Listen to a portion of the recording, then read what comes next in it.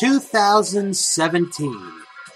While this year is a year that a lot of people would love to forget for all the ups and downs the world has gone through, professional wrestling has been on a roller coaster ride that has seen us laugh, make us cry, and make us happy.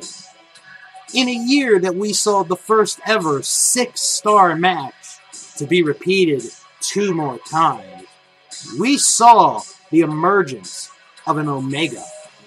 But as the Omega rises, his greatest challenge is yet to come with an Alpha. This year, we said our goodbyes to an animal, a superfly, and the brain. 2017 was the year of returns, and while things may not be broken anymore, certainly our eyes have woken. This is the season finale of That Wrestling Show, a year in review, and it starts right now.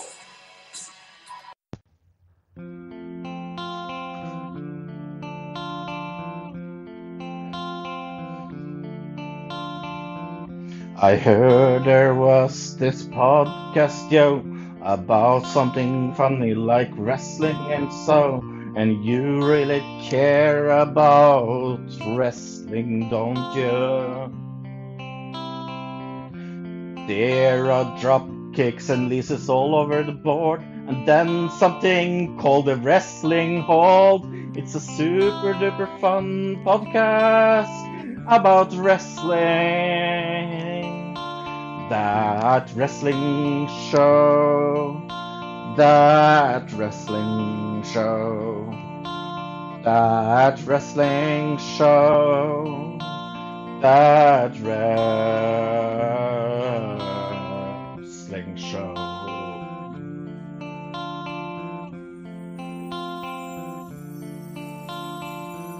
Well, Fro and Bill and maybe a guest or two is here to hold your hand and guide you through a podcast about wrestling.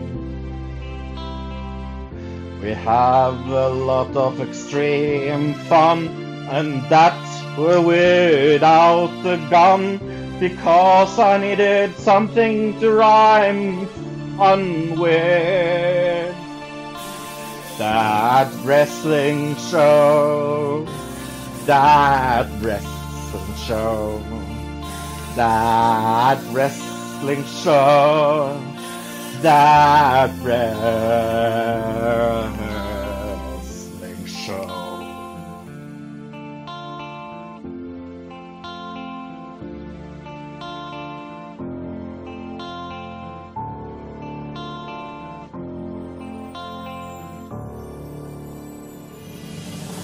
Well, sit your behinds gently down and listen to our podcast sound, and try to guess this week's pro question.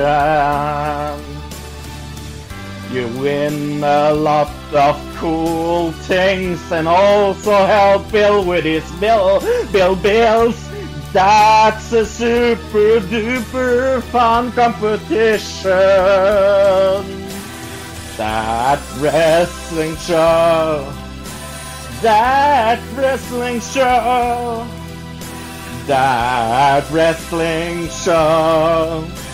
That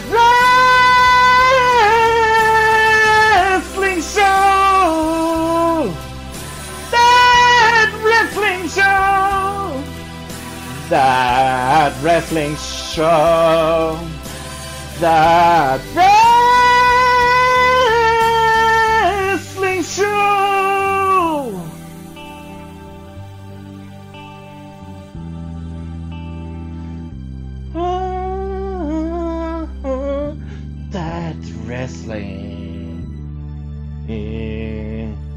show.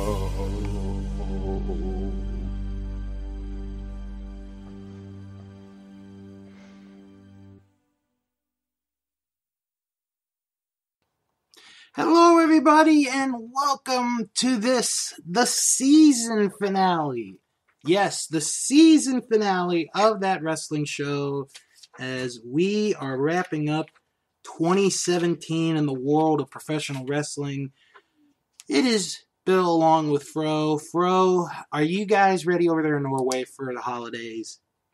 I am ready for the holidays. I'm going to do my normal Christmas tradition. Absolutely nothing. Ah, that's a great tradition. Yes.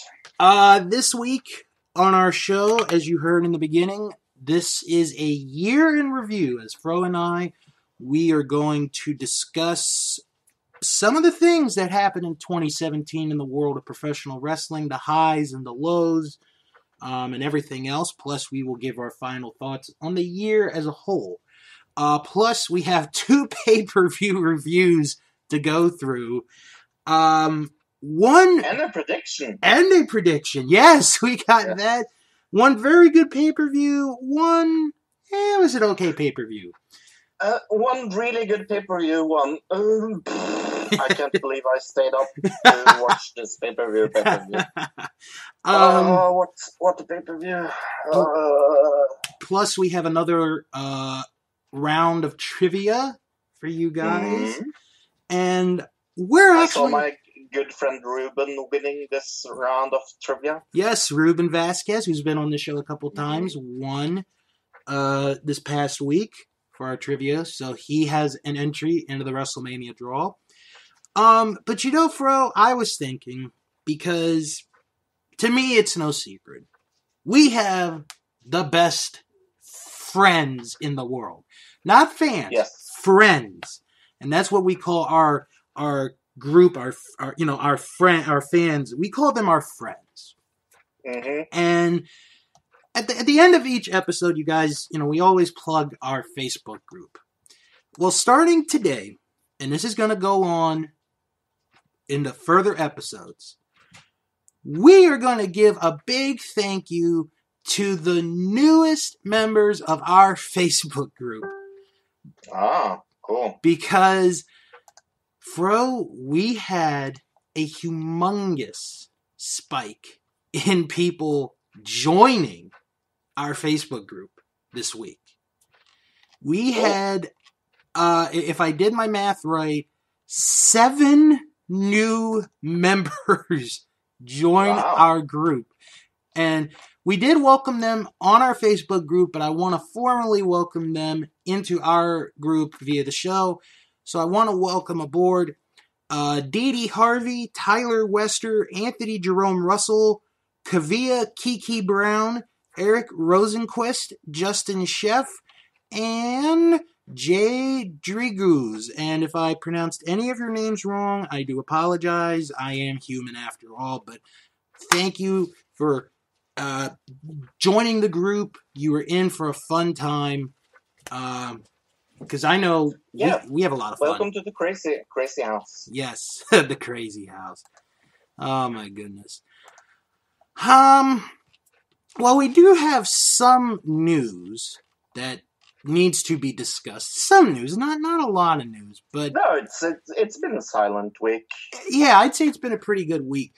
The first piece that I want to bring up, and I don't know about too many podcasts that'll bring this up or not, but WWN Live, they are the group that has Evolve, Shine. They used to have Dragon Gate USA, other promotions. I would call them one of the biggest promoters of independent wrestling in modern history. Oh, I definitely would agree. Oh, yeah. Well, this past Wednesday, they made a pretty big announcement that starting, well, right now, as a matter of fact, they have their own streaming service. Yeah, it seems like we're getting a streaming service every time I blink my eyes almost. but I am saying this. This has been one of the best years for people that want to see independent wrestling. I mean, holy shit, there's been a lot of streaming services going up and down, Oh God, to be yeah. honest. Yeah. Yeah. There have been some that But went down. to be alive in this area and go, hey, I can't see any independent wrestling. Well, one, then you don't have an internet connection, and two, how do you know about wrestling then? Right. Because if you come to me and tell me there's no way to see independent wrestling, well, then you're not looking too fucking good, are you? Mm-hmm.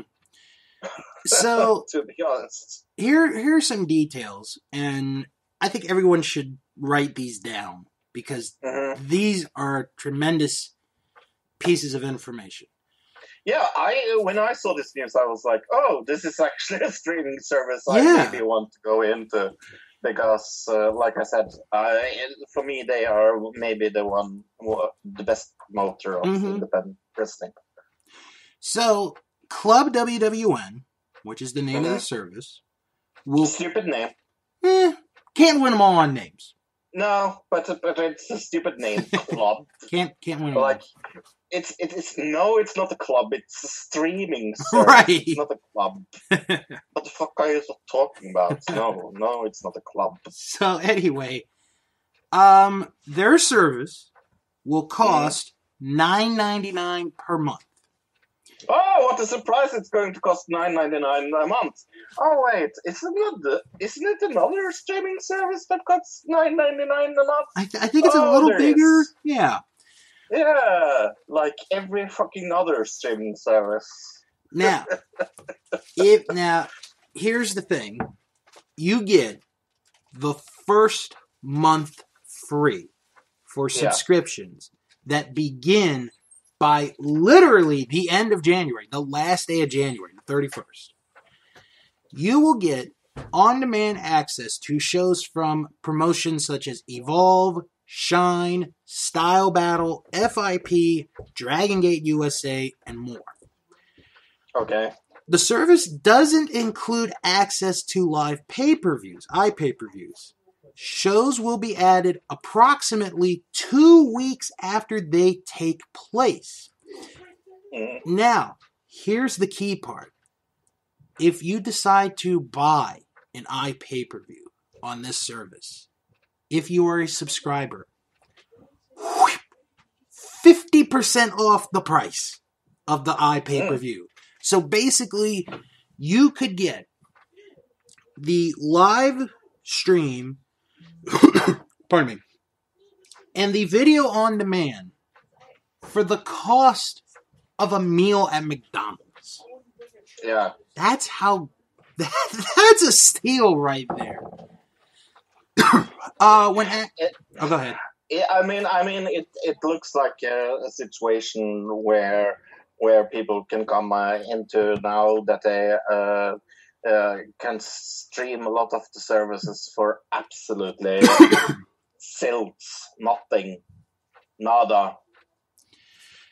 When asked about the 2-week delay, Gabe Sapolsky answered on Twitter, quote, "It is the best we can do as a small business at the $9.99 price.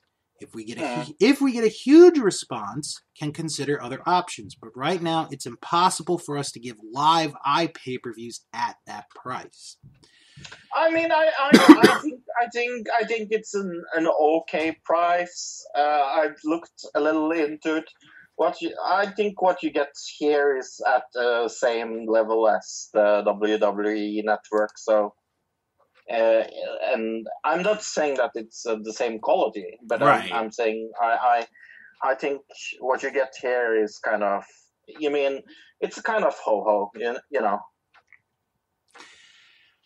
I think the best thing about that deal is you have an organization that people know of because, it's Evolve, it's Dragon Gate USA, and there have been so many people that are either in Impact or Ring of Honor or WWE who have wrestled on one of or many of those shows.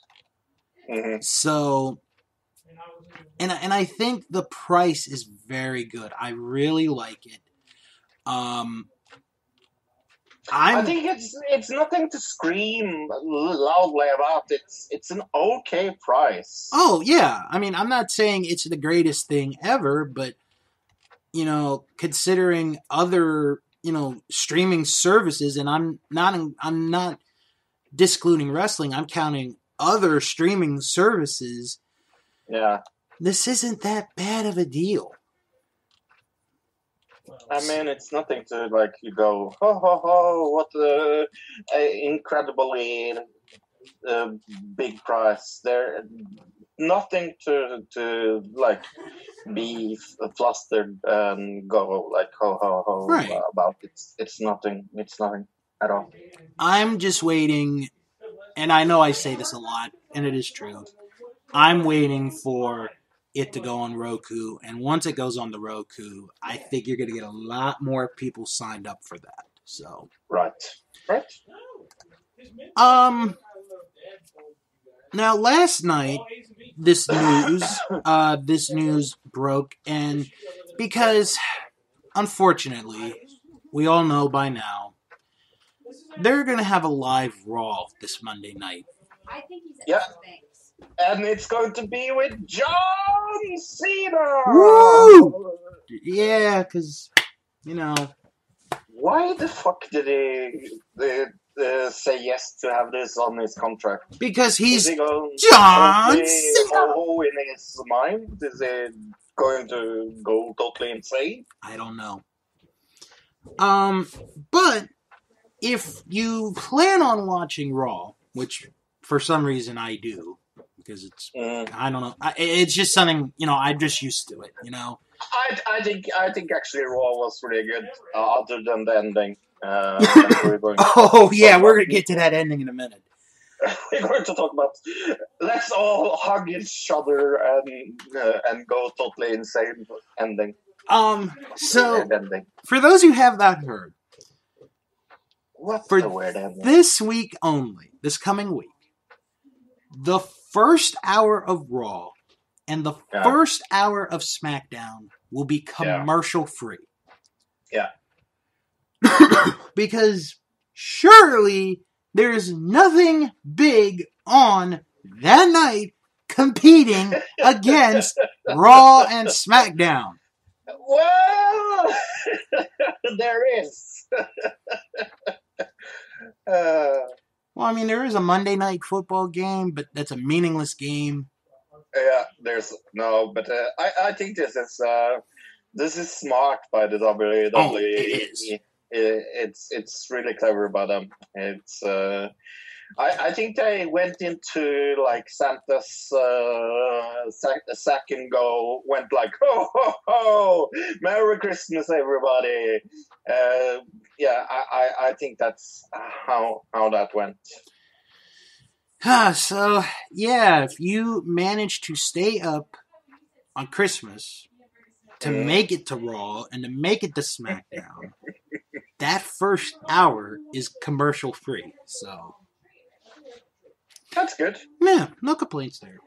Okay. More wrestling. Yeah, hopefully. Okay. Let's talk about let's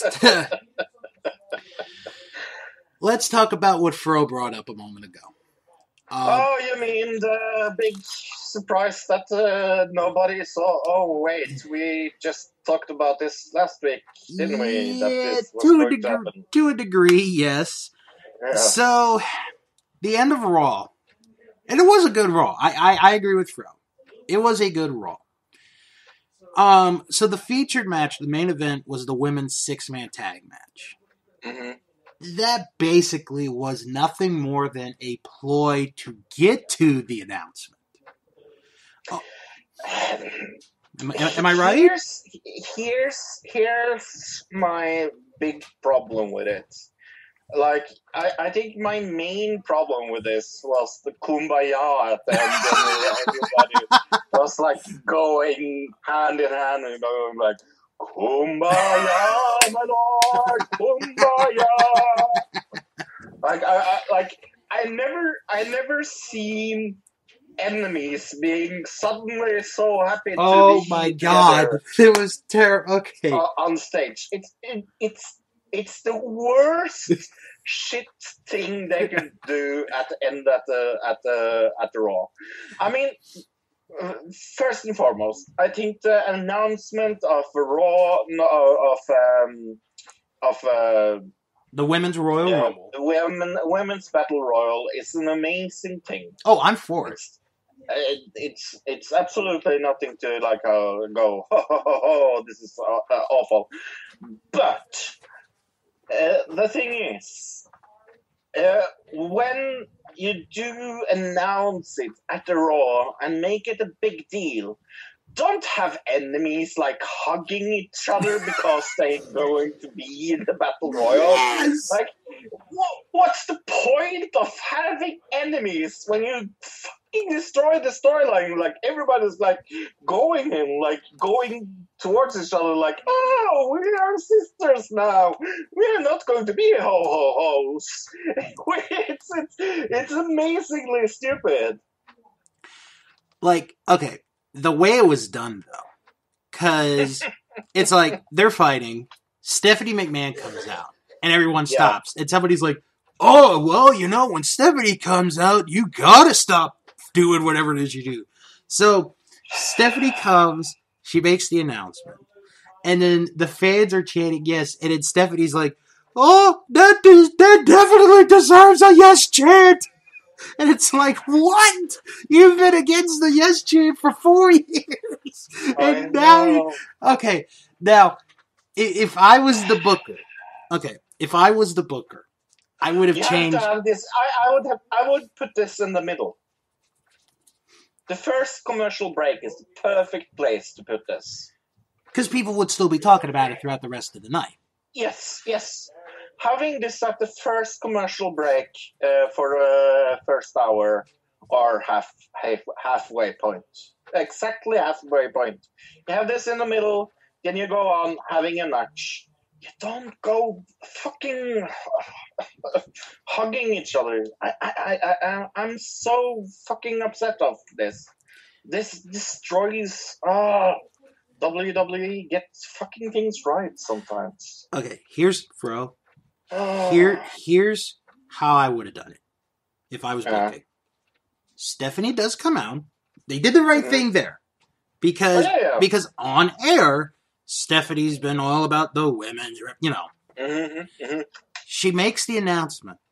As soon as the announcement is made, everybody fights again. Everybody goes at each other. Exactly. That's what they do. Exactly. Instead of hugging, you don't hug. Okay, Fro, can you imagine if the families of those people that were killed by Charlie Manson came at his death just before he died, and they hug each other because they all forgave Charlie, and then they're all celebrating. Oh, like, it was terrible, folks. It was, it really, Fro, that might be, if it wasn't, it might have been a Christmas movie ending right there. It really might as well been. It's ruined my whole moods. That's for fucking sure. But we're all of us. We are all in favor of this. We just wanted to say that for the record. It's just the way it was done. The way they did it is atrocious. It's going to go down in history as one of the worst announcements ever. It was how they did it, not what it they was did. done pretty badly. It was, but that's good news because the Royal Rumble's going to be 4 hours long. So, and I will be interested to see who the surprise entrants are for the women. I gave Dad instructions on that. Now, maybe I mean, the men, you know, it could be anybody. As far as what's going on in your background, by the way? I have no idea. They're talking so loudly. So anyway, but as far as the surprise entrance for the women, I'm very interested in seeing who it is. Do you think you will go like, ho, ho, ho, there she is, or ho, ho, ho, there she is, or ho, ho, ho, there she is? Somebody made a funny joke that Roman Reigns would be the 30th entrant in the Women's Royal Rumble. What I really hope is that we'll see Marella. What is his name? Oh, Santino. Oh, Santino. Oh, my God. And he wins it. That would be fucking funny. Oh, my God. As Santino. No, but he has to be the sister. What was it? Yes, Santina? yes. Yeah. Santino. He has to be Santina Marella. That would be funny. Oh, my God. I Okay. would go, ho, ho, ho, at that. Wow. That's for sure. All right. Now, the big wrestling news this week has nothing to do with wrestling. No. Because the rumor broke last weekend. It's been talking ever since. And after the move yesterday that Vince made, it's looking more and more like it's going to actually happen. And what are we talking about? Vince McMahon could be bringing back the XFL. Yes. Go ahead. I'm not against this, to be honest with you. I'm actually not against this either, and I'll tell you why. Because, as Fro knows, I do watch football. But I'm not one of those, like, hardcore, die-hard fans who, goes with every single breath and every single step. Right. That's gone. From what I read, the reason Vince is doing this is he's going after, because the ratings have been down in the NFL the last couple of years, which has been true. It has been very well documented. The people are sick and tired of, the protesting and the politics and all that. And Vince, who not only started his own studio, Right. is taking his own money to do this. Like I don't see a reason not to do it. I think the timing is kind of absurd. I feel like it's kind of gimmicky. Mm-hmm. The only thing is it going to be on TV or is it going to be just network? I think we will see a situation where we probably will go just direct to the network. Right. I don't see how they can't not take this directly to the network. I don't. Now, here's some more info, because yesterday Vince sold $100 million worth of WWE stocks, yeah, to fund his group, which is called Alpha Entertainment. And I think that's a pretty big clue that he's going to do this. Now, I want to point out, for those that might be surprised that this is happening, you really shouldn't be. Because if you watched the end of the 30 for 30 documentary about the XFL, which came out during this year. Right. There is the final scene is Vince McMahon and Dick Ebersol, who used to be at NBC for forever and a day, and they're like best friends. They're BFFs. At the end of the documentary, Dick asks Vince, if you could start the XFL all over again, would you do it? Vince said, in a heartbeat. So, and they both know, or they both knew at the time when they were doing this that, well, we're not going to have the support of the networks. We're just going to have to do this on our own. So, Right. plus, the other thing, which I had no idea about, was Right. if Dick Ebersol and his wife, Susan St. James, who was an actress in the 80s, had died, while their children were young, Vince was going to be their guardian, their legal guardian. But you know what though? If Vince is a very ballsy businessman. I don't say that about a lot of people, but he's pretty damn ballsy when it comes to projects. If he can get this done and going, and if he learns his mistakes from the first time, they could have something. They could. But if they repeat the same mistakes, it might not last more than a year. So, and I think that's kind of. Do we trust him? Do we feel kind of ho about this? How do we feel? How do I feel about this? You feel kind of ho about it? I don't know. I mean, I'm not dreading it. Because I didn't always wonder, but I just had a thought of what would have happened if they had a second season, Right. I'd be interested. I'd be interested to see how it works out. So, plus, this time it's not any of WWE's money that Vince is putting on the line. It's his own money, so.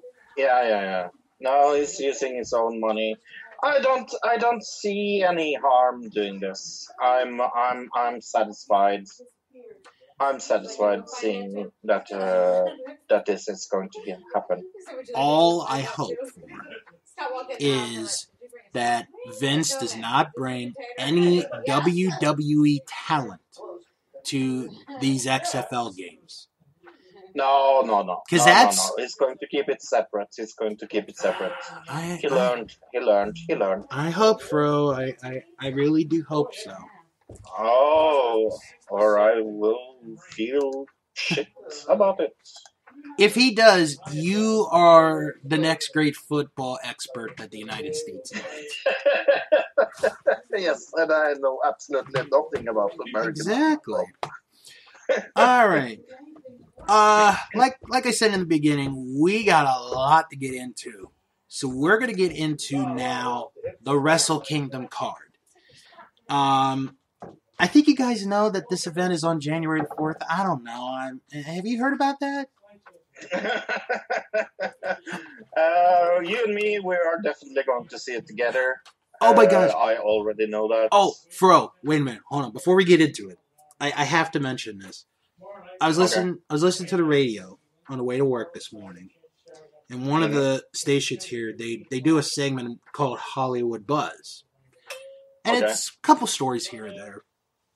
And one of the stories was that Britney Spears has agreed that she's going to perform at the Dick Clark Rockin' New Year's Eve special.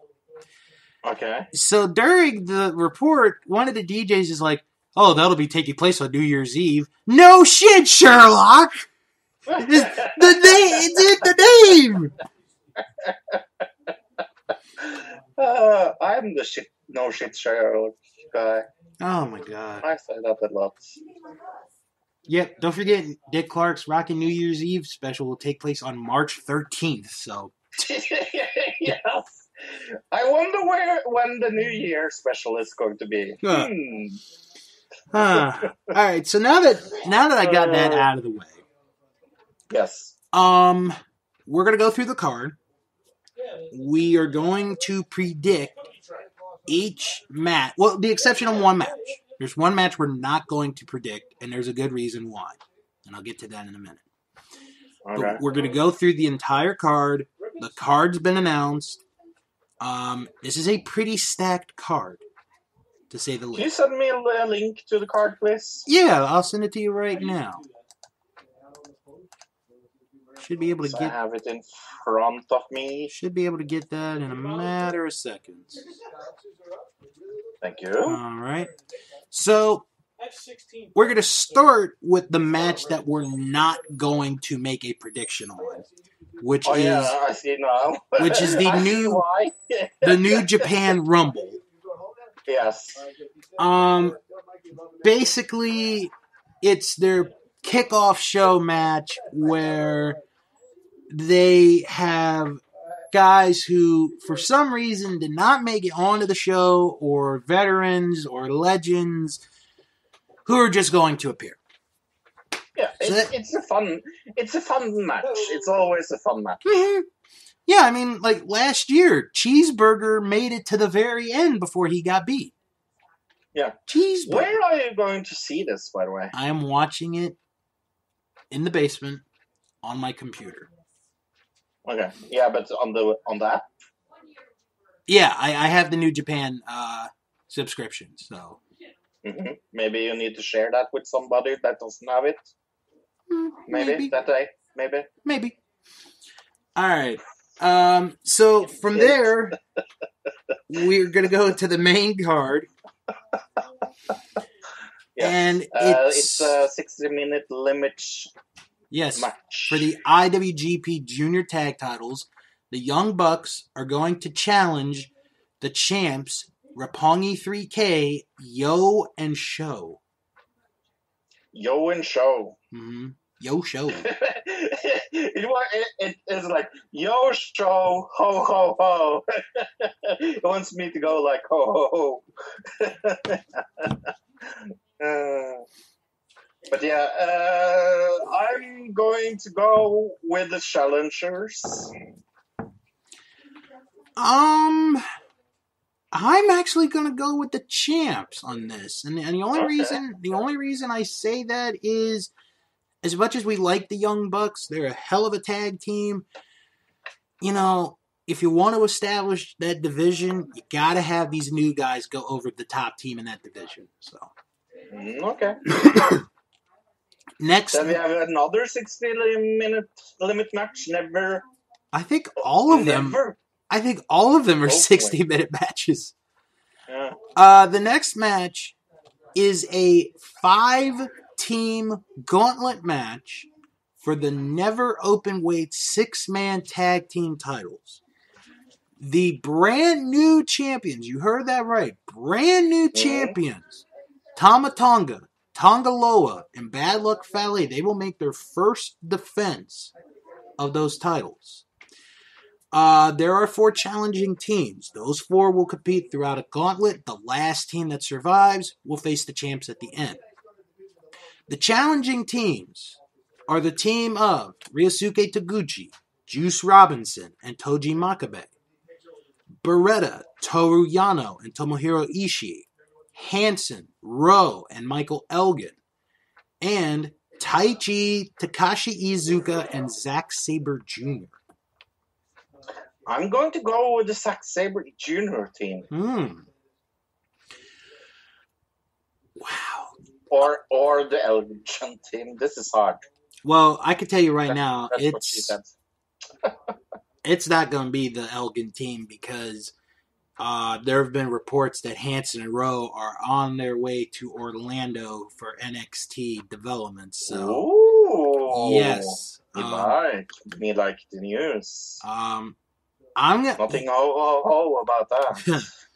Along with another individual, you guys may have heard of him, Ricochet. So at least those 3 will go. I'm gonna go with the champs. I'm gonna go with the champs again on this one.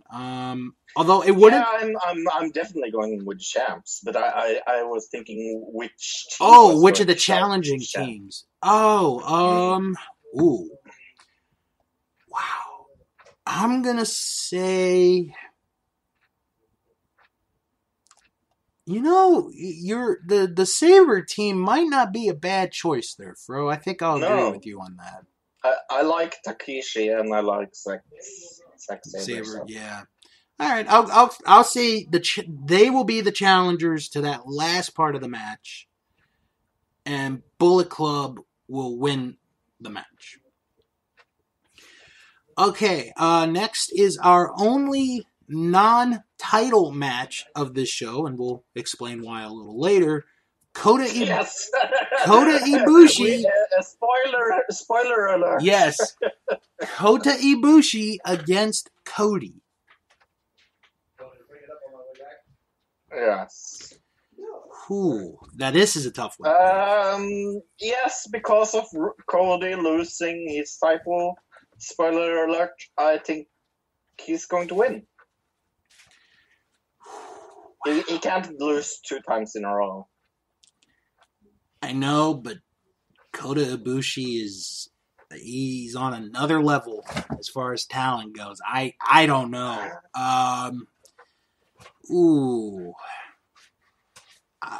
I'll go Ibushi on this one. Okay. To be different. Then we have another 6-minute limit match. There's only 6 minutes. 6 minutes. Yeah. We know exactly how long this pay-per-view is going to be. Thank because goodness. There's so many 60 minutes limit matches. Yes. The IWGP Tag Team titles are going to be on the line. Davey Boy Smith Jr. and Lance Archer are going to defend the titles against the winners of the World Tag League, Sonata and Evil. I really like Evil and Sonata. Oh, such a good team. Can I say something kind of maybe controversial? Okay. I'm not a huge Lance Archer fan, to be strictly honest with you. Might not be that controversial. Maybe not. Maybe not that controversial. I'm going with the Sonata Evil team. Oh, yeah, I'm going with the challengers. I'd be very surprised if they don't win the titles. Yeah. I'd be very surprised. This next match has a lot more on the line than a championship. Yes, here versus here match. Yes. I can't remember. When was the last time we had that? Was it in the WWE? That or in Mexico, because Mexico, they do those like 2 or 3 times a year. But yeah, this is for the never open weight title. Hair versus hair. Both Chaos and Suzuki Gun are barred from ringside.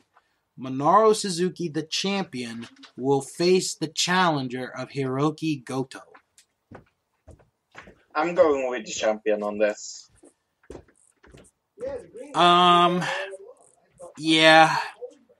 I'm gonna go with Suzuki as well. I just like the character. I mean, I like both. I like Suzuki's character, and I've always been a fan of Goto. But I think Suzuki is just going to win, and that's going to be an entertaining match. That could be a dark horse for the match of the night. Well, to be honest, the match I'm looking most forward to, other than the Chris Jericho match, is the next one. And that next match is a 4-way match for the IWGP Junior Heavyweight title. The villain, Marty Scurll, will defend the title against Will Ospreay, Kushida, and Hiromu Takahashi. Yeah, and I love 3 of the guys on here, so this is marvelous for me. I love Marty. I love Will. I love Kushida. I don't remember if I remember Takahashi. I'm sure if I see a better picture of him, I will. This is the pick-em match for me. Any pick is the right pick. Mm-hmm. Wow. But I'm going to go with Will Ospreay. I just love his character. There's nothing ho about him. Right. Nothing at all. Wow. Like I said, any pick is a good pick in this one. I'm going to go Marty on this one. Although, whoever wins this match, I will be fine with as far as winning. Then we go to the IWGP Intercontinental title being defended. Hiroshi Tanahashi defends against Switchblade Jay White. Yes. I'm going to be honest with you. I have absolutely no clue who any of these are. Okay. So this is going to go, since I think the champion will lose there, I will go with the champion. Okay. I have watched Jay White since he did his excursion to Ring of Honor and into the U.S.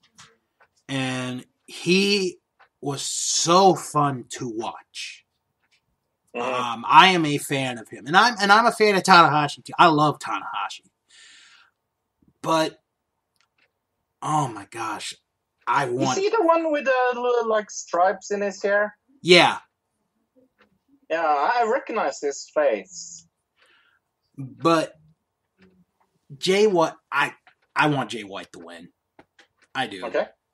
This is his time. If he's going to make a big impact on New Japan, why not their biggest show of the year?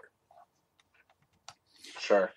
Then we go to the match that Fro is waiting for, and the world has been waiting for. I am so waiting for this match. I can't believe it's happening! I can't believe it's happening! Wow! The IWGP United States title on the line, now a no disqualification match. Kenny Omega against Chris Jericho.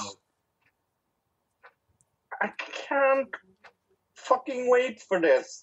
Can Father Christmas please come down the chimney?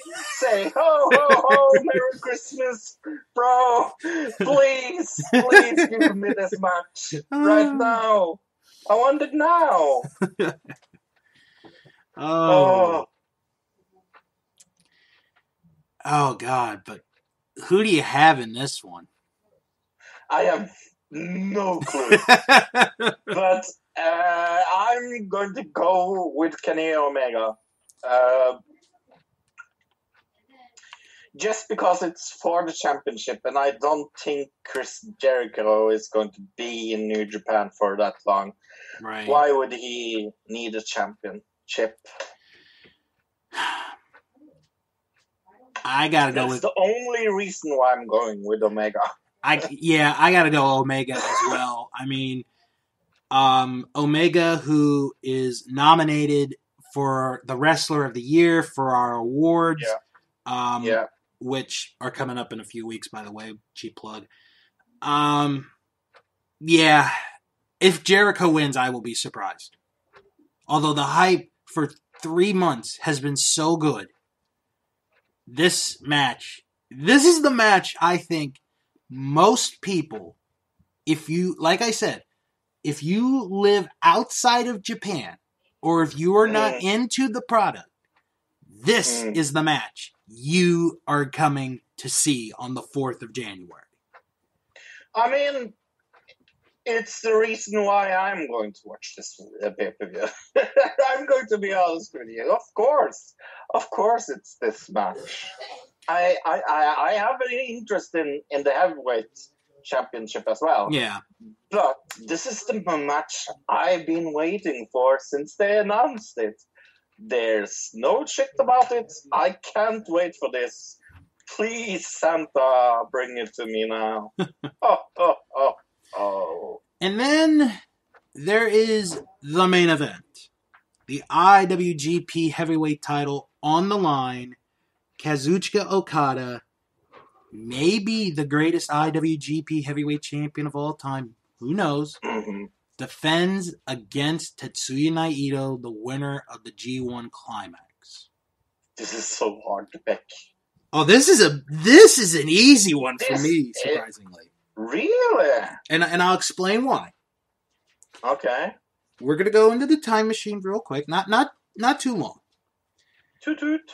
I'm gonna take you back to roughly 4 years ago. Okay.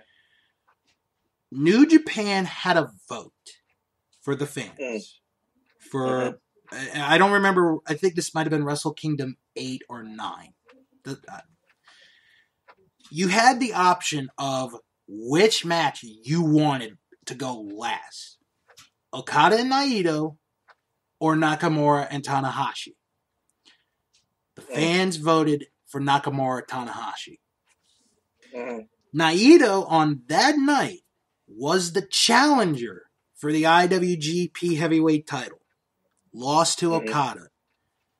That is where, if you pinpoint the exact moments, that's where the transformation of A-hole Los Ingobernables de Japón Tetsuya Naito was born.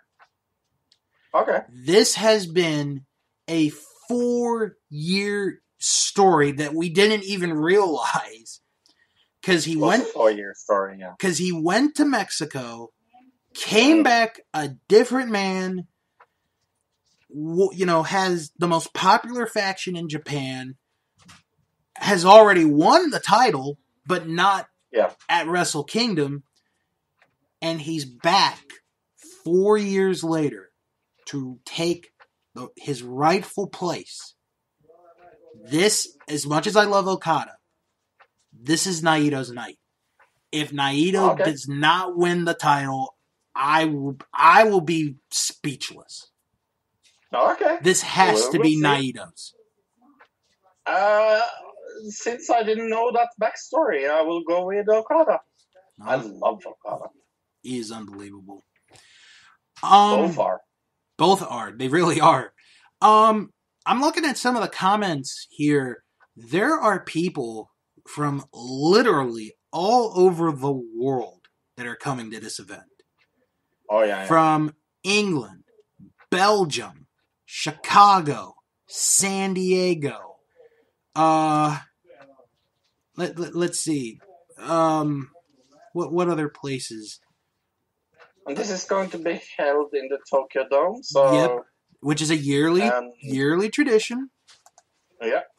This is Christmas and New Year's Eve and everything good for our wrestling fan. Is there a match that I'm not looking forward to? Yes.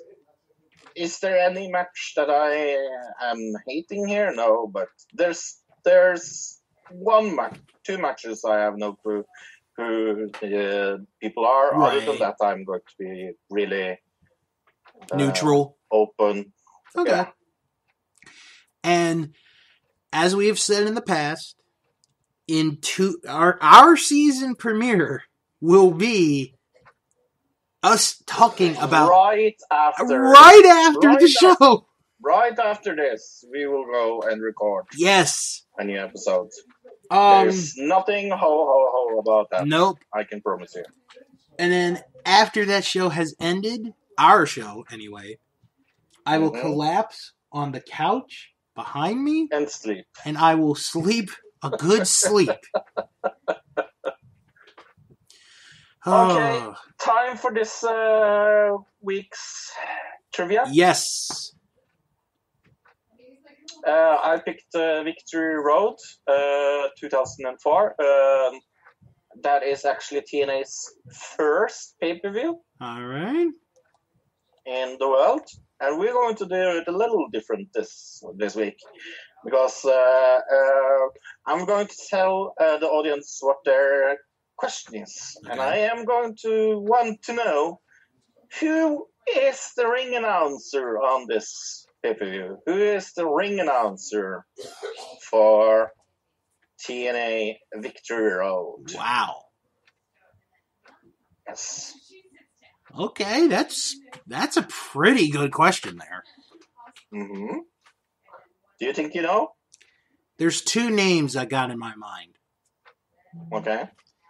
I'll type it to you, and you can tell me if I'm right on one of them.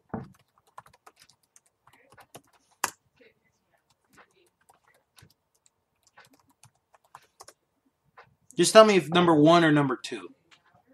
Number 1. Okay. I thought it was number 1. Yes. But yeah, that's the audience question. All right. We start with a gauntlet, 20-man X Division gauntlet for the X Division match. 20 people were in it. Who won?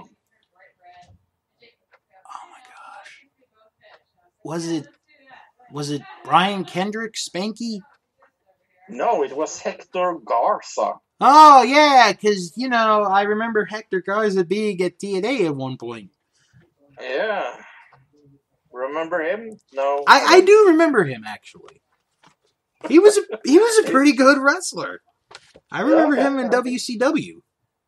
Okay. I don't remember him. He eliminated Kazarian to win, actually. Then we have an 8-man tag team match, and it's Ron Killings, Eric Watts, Johnny B. Bad, and Pat Kenny against the Neutrals, Annie Douglas and Chase Stevens, with Cash and Dallas. Oh dear God! Wow, does that sound like a cluster of a match? That sounds like an atrocious match. I'm going to say the team with Johnny B. Bad on it won. Yes, that's true.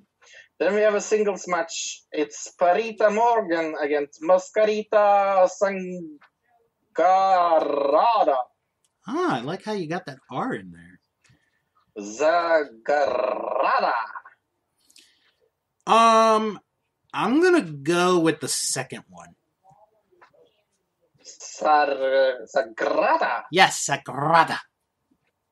Sagrada.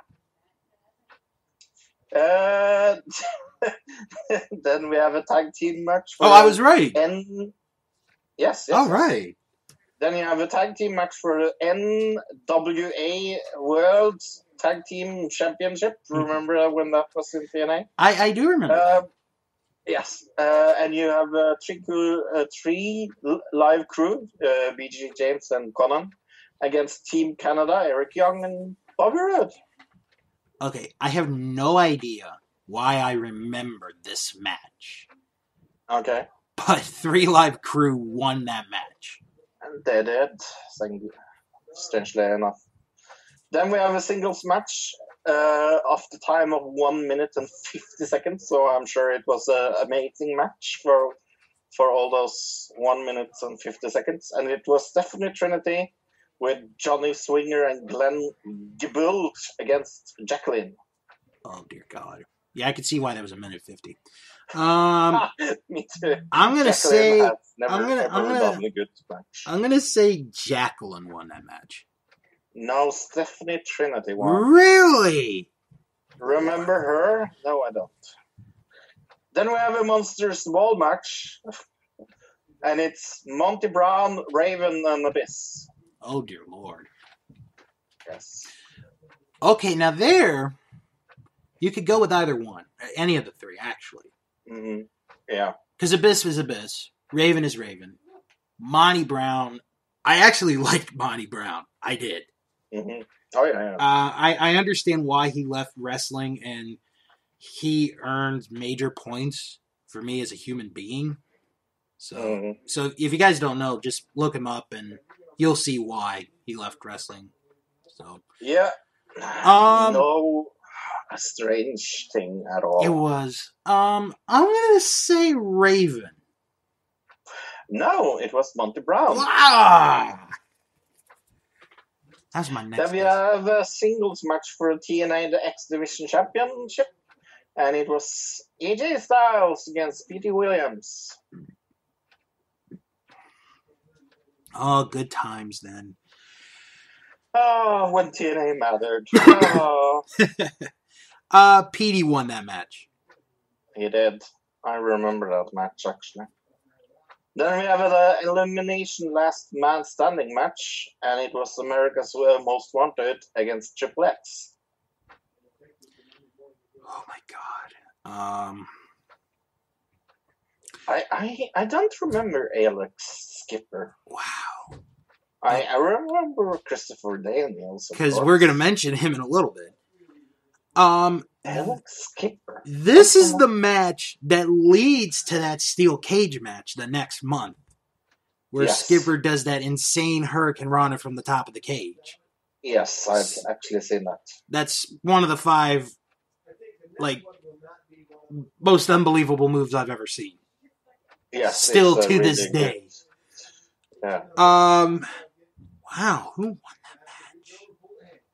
Was it America's Most Wanted? It was America's Most Wanted. And then we have a ladder match for the NWA World Heavyweight Championship because they didn't have a TNA Championship. No, not for another 2.5 years. At least. Yeah. And it was Jeff Hardy against Jeff Jarrett. The Jeffs. So a guy named Jeff won. I get that. Mm-hmm. Yes, it's 100% sure that a man named Jeff won. Boy named Sue.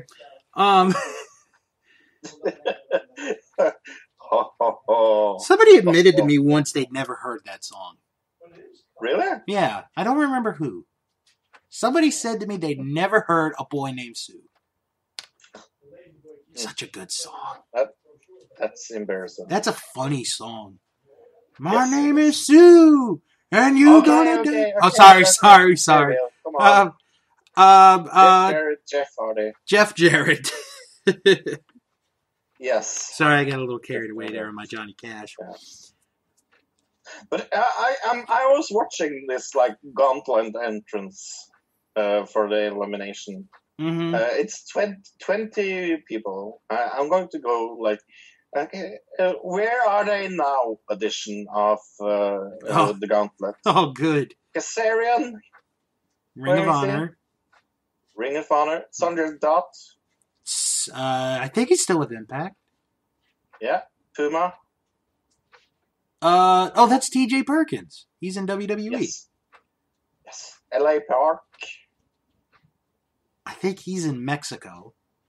Yeah. Gerald Clark.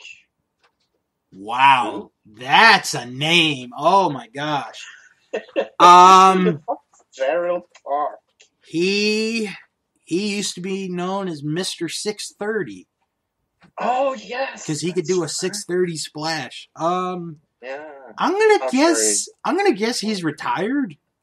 Yeah, me too. If you're listening to this, if any of you know Jarrell Clark, or if Jarrell hears this, please send us a message. Miyamoto. No idea. Yeah. Michael Shane. He retired. Yeah. Hector Garza. Dead. One. He's really dead. He's dead. He's dead. What a story. Nosawa. I think he's still in Japan wrestling. Yeah, is he? I wonder. Mikey Batts. Who the fuck is Mikey Batts? Wow. I think that's another Florida guy. I want to say Shirley. He might still be wrestling. Shelley's in Ring of Honor. Matt Sydal. With Impact. Yeah. Sonny Saki. Sonny Siaki. Wow, that's another name. Yeah. I think he's still wrestling. Jason Cross. He might have retired. Yeah. Shark Boy. Still wrestles. Oh, Shell, yeah. How do you say this now? Psosis. P-S-E-C-O-S-E-S. I gotta look at this. Yeah. Okay. D-Ray 3000. Oh, D-Ray 3000. No, I remember. He might have retired. Amazing Red. Yeah, he's still wrestling. Yeah, he's still. Spanky. Well, we know where he is. Yeah, and Chris Sabin. Still in Ring of Honor. Yeah. Okay, not many. Wow. Okay. Oh, Psychosis. Oh, it's Psychosis. Yeah. Is that how you say his name? Yeah. Psychosis. He's still around. Yeah, he's still Yeah. wrestling. He's wrestling in Mexico, I say. Yeah.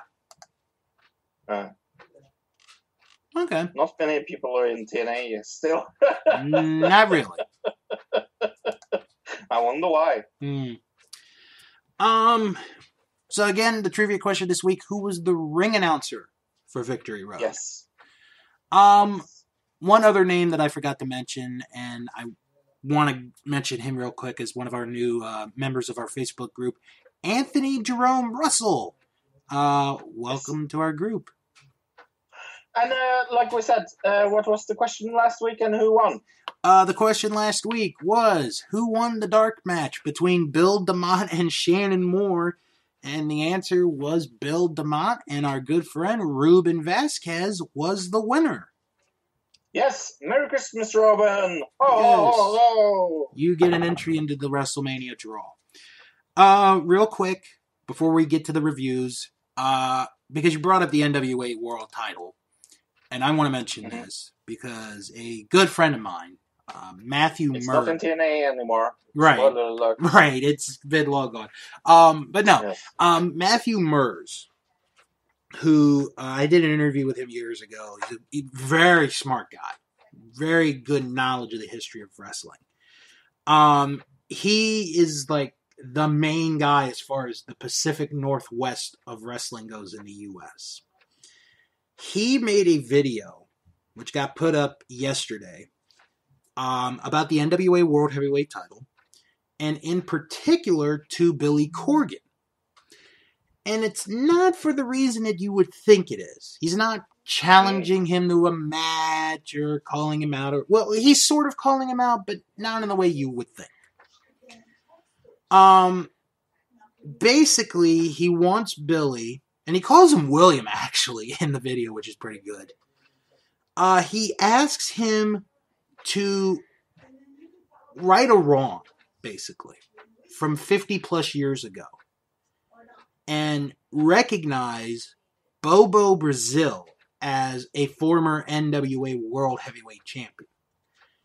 Which, if he does, Bobo would have been the very first African-American World Heavyweight Champion. So, I'll post the video up in our Facebook group so you guys can watch it. And Matthew makes a really good case about it. I watched it this morning. I couldn't disagree with him, so check it out. All right, we got some reviews to get into. Yes, a really good pay-per-view. Well, we're going to start with the really good pay-per-view. Yes. Ring of Honor. I saw this the day after. Yeah. Ring of Honor. I Really figured good. you would. I sort of figured you would. So yeah, Final Battle. I saw it on pay-per-view because the time difference. We've discussed that last week. Yes. I have Meltzer's rating with me. Cool. So we'll give our own grade and also Meltzer's rating for each of the matches. We will start with the first match because that's where you have to start is the first match.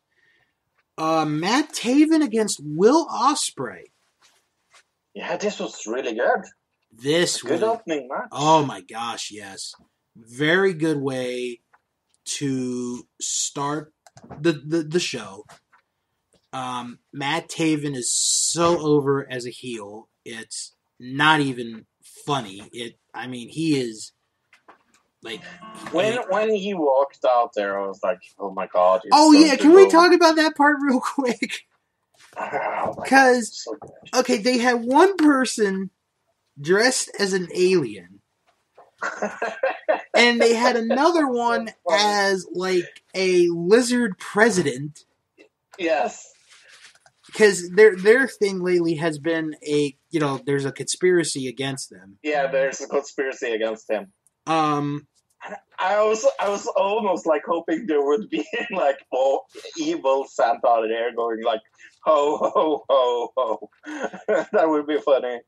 Like a evil Santa going ho ho ho ho. Mm-hmm. That would be funny. Oh man. But as far as this match goes, This was a really good match. There was one spot that scared the crap out of me. And it's a spot that you really would not think of that would scare you. Because it's in the middle of the match, and Ospreay gives this roaring elbow to the back of the head of Taven. I thought Taven had a concussion. The way his head whiplashed, I thought it was really good. It was really, really, really good work. It really was. Taven ends up getting the win in a little bit of a shocker. Yes, I was a little surprised by this, but still, I didn't mind it. This was a really good opening match. It was. Mm-hmm. I gave this a B. I gave this a B-. All right. Meltzer gave this 3 3/4 stars. So that's a fair rating. Next up, we have a tag match: The Addiction, Christopher Daniels and Frankie Kazarian against War Machine. This was under par, I felt. Well, I mean, it sort of had to be like the quick match because there is a little bit of a story to it, but it's not enough to the point where we can give them 15, 20 minutes, you know. I understand that, but it felt a little rushed. It did. War Machine got the win. Mm-hmm. It was a decent match. It wasn't the worst match on the show. No, it wasn't the worst. But it just felt a little like short. Yeah. I gave this a C+. I gave this a C-. All right. Next match was Jay Lethal against... Meltzer. Thank you. Meltzer gave it 3.5 stars. Okay. Next match, Jay Lethal against Marty Scurll. Mm-hmm. This was a fantastic match. Oh my gosh! Maybe the match of the night. It would get my vote. Mm-hmm. Just great action. Told a great story. Basically, Marty wanted the old Jay Lethal, the Jay Lethal who would go to any lengths to win a match. But we have to discuss maybe the spot of the show. Maybe the spot of the weekend. It was so good. Folks, if you have not seen this is one of the funniest spots I've ever seen. It was pulled off to perfection. So, the referee gets knocked down. Mm-hmm. Marty gets a chair. And, he's going to hit Jay. Well, he starts to see the referee get up. So Marty just hits the chair on the mat, throws the chair to Jay, and Marty goes down. With the ref possibly thinking that Jay hit Marty with the chair. Vintage Eddie Guerrero. Jay, on the other hand, sees that the referee is getting up. He puts the chair around his neck and goes down, and the whole building goes crazy. It was so funny. I was laughing my butt off with that spot. And the referee... It was so funny. It was like watching circus clowns. It was so funny. Oh my god. It was pulled off so great. I was like, I'm surprised no one ever... I was laughing so loud. I was like, oh. That was so good. Bro, I was surprised no one's ever thought of that spot. I really am. Yeah. The end of the match, Jay Lethal gets a low blow, and he hits the lethal injection to get the win. I love this match. This was my match of the night. I gave this a B+. I gave this a B+ as well. Meltzer rated this 4 stars. Mm-hmm. So our next match is the first of 4 title matches, the Ring of Honor Tag Team titles, Motor City Machine Gun, Chris Sabin, and Alex Shelley defending against Chucky T and Beretta. Yeah. This was a disappointing match after that really good match. this was where I thought the show for a little bit went down. Not. Was, I mean, it wasn't but this is the worst match of the night. Maybe this or the next. Yeah. It was an okay match. It was an okay match, but it felt after that really B+ match. This felt a little like slow, trite, a little down. Yeah. And I was like, Motor City won the match. They retained the titles. I gave this a C+. It was barely a C+. I gave this a clear C. Okay. Meltzer rated this 2 3/4 stars. Yeah. Next match was the 4-way elimination match for the television title. Punishment Martinez. And why did this feel so bad? I think it's like the pacing. There was something wrong here. Yeah. So it was Punishment Martinez, Silas Young, Shane Taylor, and the champ Kenny King. Right. I agree with you. I thought this match would have been one of the top matches, but it really just didn't feel like it. I was really looking forward to this match. And it felt so like ho. It didn't like really. It didn't really feel like a top match. Shane Taylor, who apparently has lost 100 pounds. Yes. 363 pounds. If he did, fantastic job on his part. Not making fun of him. He was the first guy eliminated. Then Silas Young knocks Kenny King out with a beer bottle. And I loved this spot though. And this was a good spot. Kenny King is eliminated second, which guarantees we're going to have a new television champion. And then the conclusion for me saved this from being a lower grade. Because at one point, Martinez does a dive over the corner onto Young and Beer City Bruiser, but it hurts Martinez, and Silas Young goes after his ribs. And a few minutes later... The storytelling in the ending saved this. Yes. It really did. Because in the end, Silas Young, who we both wanted to win, became the new Ring of Honor World Television Champion. I'm extremely happy to see him winning. I wish it was in a better match. Yeah. But nothing to take away from Silas. No. I think 2018 is going to be his year. I really do. Yep. I see big things in his. I gave this a C. I gave this a C-. All right. Again. Meltzer gave this 3.5 stars. No. So he liked it a little bit more than you and I did.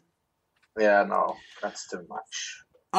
Next match was the New York Street Fight, the Briscoe brothers against Tommy Dreamer and Bully Ray. Oh, this match. We had some good spots in this. I really like this match. This is what brought the show back. Yes. I was watching it, like thinking, this is such a good comeback match. It was. Yeah. It was just a good, violent fight. Yes. And again, there was another good comedy spot in this show. If it wasn't for the chair, this would have been the best spot of the night. So they have a standoff, all four, and they start using chairs, to duel with. Briscoes go to the outside, and they find a set of Singapore Kings. So they get the Singapore Kings.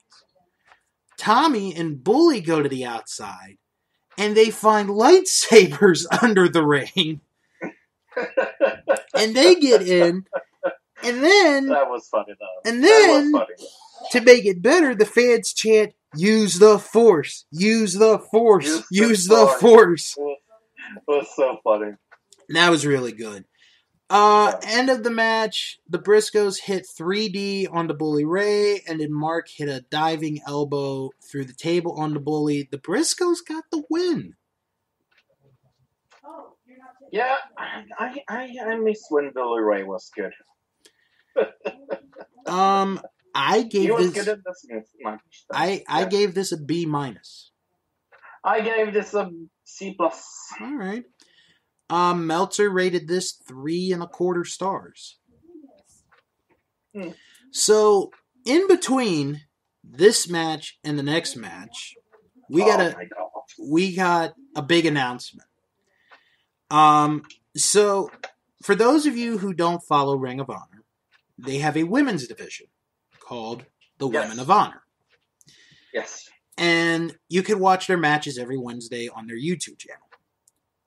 For free. For free, exactly. For free.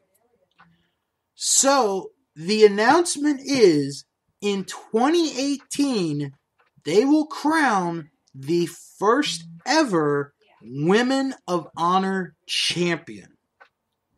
And I have to say, welcome to 2018 Ring of Honor. Why the fuck did it take you so long? What? No, I agree. The women's division in 2018 gets the title. What the fuck are you like in the 1980s? Well, go be shamed about yourself. Ho away. Fro, to be fair though, this women's title should have come first before the 6-man tag title should have. Oh yeah, it really should have. Okay, so the next match was the 6-man tag team title match. The Young Bucks and Adam Page against Flip Gordon, Dragon Lee, and Teton. And during the match, Scorpio Sky was on commentary. And this is how he sounds during the match. Yeah, I'm disappointed I'm not in this match. Yeah, but I liked it. Commentary. Especially... I liked it because he was so deflated. It was like, yeah... I could have helped him there. I could have given him a reverse. Yeah. I felt it was so fucking amazing. It was good. Yeah. I know there are a couple notable people who did not like this match. Jim Cornette being one of those who did not like this match. Some UFC fighter didn't like it, which I respect that. But I liked it. It was a good match. I thought it told a good story. Flip Gordon, in his pay-per-view debut delivered. I think we're gonna see a lot of Flip in 2018. Oh yeah, no ho about it. Is that your new phrase for now? Yo ho ho. Mm-hmm. Oh boy. Yes. So the Bucks and Page won the match. After the match, Daniels and Kazarian attack everybody, and Scorpio Sky attacks Flip Gordon, and now he joins with Daniels and Kazarian. Mm-hmm. So we have an interesting trios team there. I gave this a B. I gave this a B+. Maybe for the surprise ending, that wasn't really surprising. Meltzer. I liked it. Mm-hmm. Meltzer gave this 4.25 stars. Yeah. And then we go to the main event of the pay-per-view. Dalton Castle challenging Billy Idol for the Ring of Honor World Championship. Oh, wait a minute. I'm sorry. That's Cody. Oh my! What was it with his hair color? I swear, God. Fro, the moment I saw him, I thought, "Holy shit, it's Billy Idol." Yeah, he looked like Billy Idol. It did. Oh my Yeah. gosh. So this is the first match with the brand new Ring of Honor World Title, Mhm. and it is a nice looking belt. It is their best belt so far. And, you know, I have to admit this, Fro, and it took me until that night to realize something that is sort of like a secret hidden thing in the business, and I'll explain it in a minute. Match is a good match. At one point, the boys and Brandy, Cody's wife, get involved in the match, and all three of them get ejected. Okay. Then the referee gets knocked out again. Dalton gets a submission move on Cody, and Cody is tapping, but the ref doesn't see it. Cody then comes back, he hits Crossroads, and you think, okay, this is over. Dalton kicks out. Then, about a minute or two later, Dalton hits the Bangarang, and we have a new Ring of Honor World Champion in Dalton Castle. Well deserved of him winning the title. I'm trying not to destroy my house, sorry. Oh, okay. Whoops. Sounds like it. As far as the match goes, I thought it was a good main event. I think the fans were fantastically surprised at the outcome, because I think they might have had the same outcome that you and I had, that, oh, Cody's going to win this match, he's going to go to defend the title in Japan. Yes. I gave this a B. Ooh. It was a good main event. It was a good main event. Not the best, but it was pretty good. I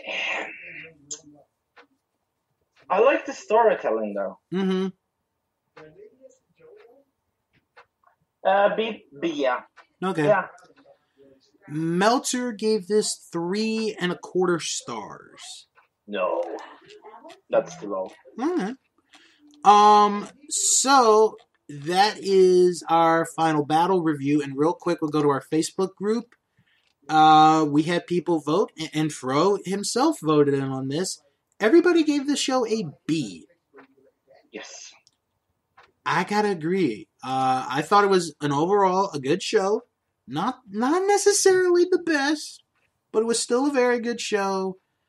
Very good. It was the best pay-per-view of the night, of the weekend. Oh, absolutely. Absolutely. Especially with that main event. I meant the other main event, right. Not this main event.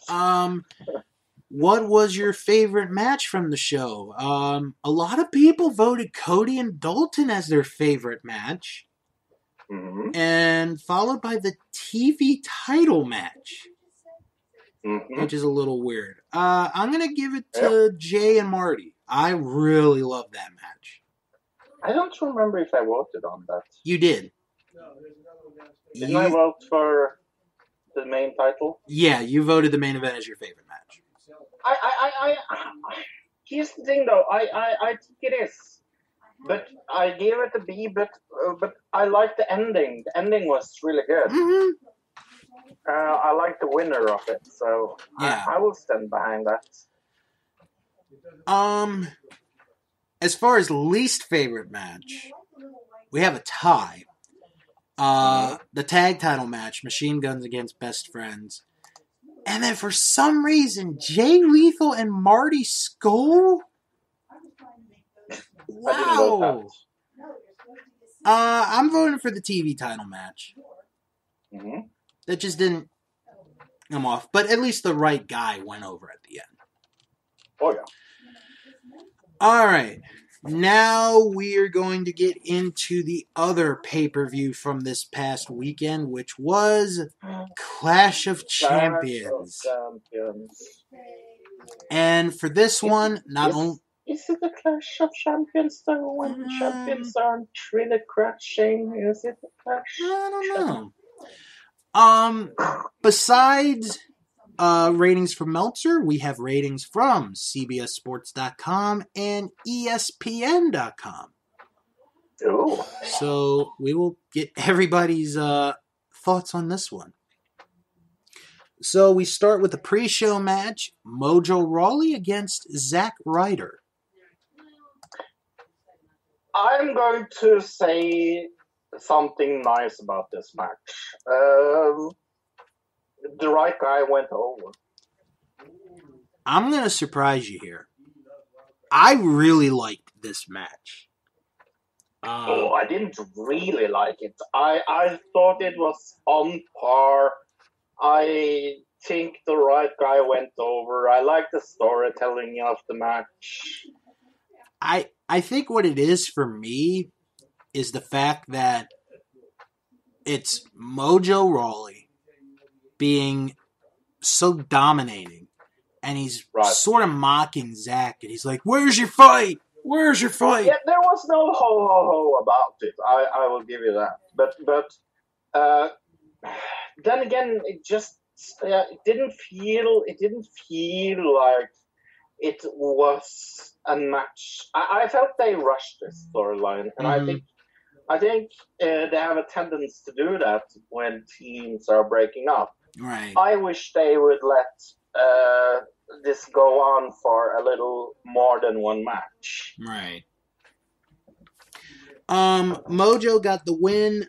I gave this a C. I gave this a B plus. Wow. No. No. I meant the D. All right. Wow, I was like, wait a minute. For you not really getting into that match, you sure did like it. I'm sorry.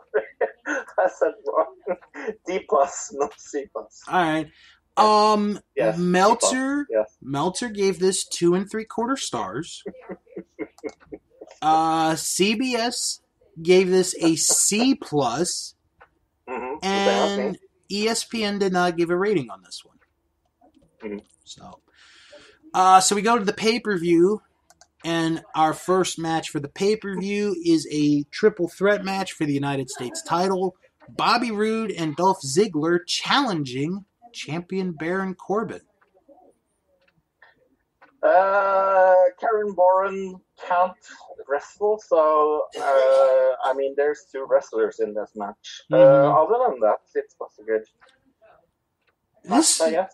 This was a good hot opening match. Oh yeah. I thought Corbin, and this is going to surprise people, I thought Corbin looked good. Not great, but I thought he looked good. And when you have guys like Roode and Ziggler who can wrestle, they can make a guy like Corbin look good. Yes, but that's nothing to do with Karen Boren. Oh, no. I mean, he gets that nickname for a reason. He's boring as fuck to watch, and I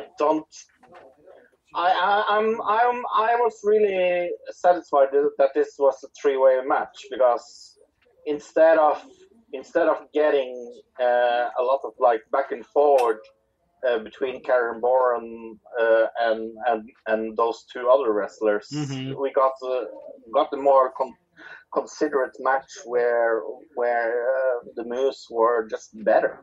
Yeah, they had a couple of good spots in this match, and I really liked the ending. Corbin going for the end of days. Fantastic ending. On Roode. Ziggler hits the zigzag from behind, pins Corbin, and Ziggler is the new United States champion. Yeah. Really surprised by seeing him win the title back so fast. But then he did something amazing. And me and Luke, we don't agree on this. Luke thought it was silly what they did on SmackDown.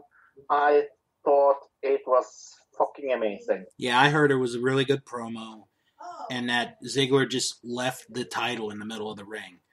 Yep, left the title. No ho about it. Just left the title there.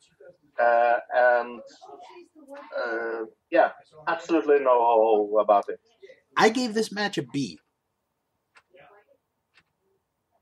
I gave this a B+. All right. I really, really like this match. Meltzer gave this 3.5 stars. Mm-hmm. CBS Sports gave this a B. And ESPN rated this 3 3/4 out of 5. Okay. So our next match is the Fatal 4-Way for the SmackDown Tag Team titles. Aiden English and Rusev, Shelton Benjamin and Chad Gable, The New Day, and the Usos. Before the match began, we had the 12 Days of Rusev song. Oh, so funny. Oh, this was so good. So amazingly. Again, they've proven that Aiden English can do everything. Mm-hmm. Like, he is so funny. I think if we've learned anything, besides what you said word for word about Aiden English, is that Rusev can be entertaining. Yes, Rusev can be entertainment, yeah. He is secretly the total package. Like, he can be a brawler, he could be a monster, he could be entertaining, he can wrestle, he can do everything. Why is this guy not champion? Yeah, no, they need to do something with Rusev soon. So in this Fatal 4-Way, one member from each team was in the ring for the entire match. Mm-hmm. I like it. I was iffy on that one. I like it. No disqualification. So basically anything went. Some really good spots in this match. Yeah, no, this is my second to favorite match of the night. I gave this B+. I gave this a B. Usos retained, but it was a very good match. So I didn't mind the Usos retaining. Meltzer gave this 4.25 stars. Yeah. CBS Sports gave this a B, and ESPN gave this 3 3/4 out of 5. Yeah. I wish I could say that the show would continue to be good from there. But I think we have an A- match in this pay-per-view, and it's probably going to surprise you. All right. It's not this next match, is it? What was the next match? Natalya challenging Charlotte for the women's title in a lumberjack match. Oh my God. This was stupid. Okay. This was a shit. Let's describe this match. Natalya gets thrown out of the ring early. Naomi beats her up. Naomi throws her back in the ring. Charlotte gets thrown out of the ring by Natalya. Riot Squad beat up Charlotte. Charlotte goes back into the ring. Natalya throws Charlotte back out to the ring. Lana, Tamina, and Carmella attack her. Throw her back in the ring. It was the same freaking thing for almost 8 minutes. Yeah. And then, here's the thing that got me. Yeah. Why is it when Charlotte was getting attacked, Naomi did not go save her? She's the only face! She's the only face! I know. It is stupid. It is really ho. I did not enjoy this at all. There was one good moment in this match, which was Carmella attempting to cash in her Money in the Bank briefcase. Yes, I like that. I was screaming. I was like, do it! And then Riot Squad come and thwart her plans. So, Charlotte would. Yeah, we're going to see Cash-in at WrestleMania for that match. I'm starting to think you might be right. Mm. Charlotte wins with the figure 8. After the match, Natalya cuts a promo going.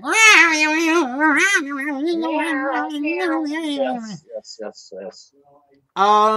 I originally had this as a C-. I brought it back to a D+. Oh, this is a D. Meltzer gave this 1.5 stars.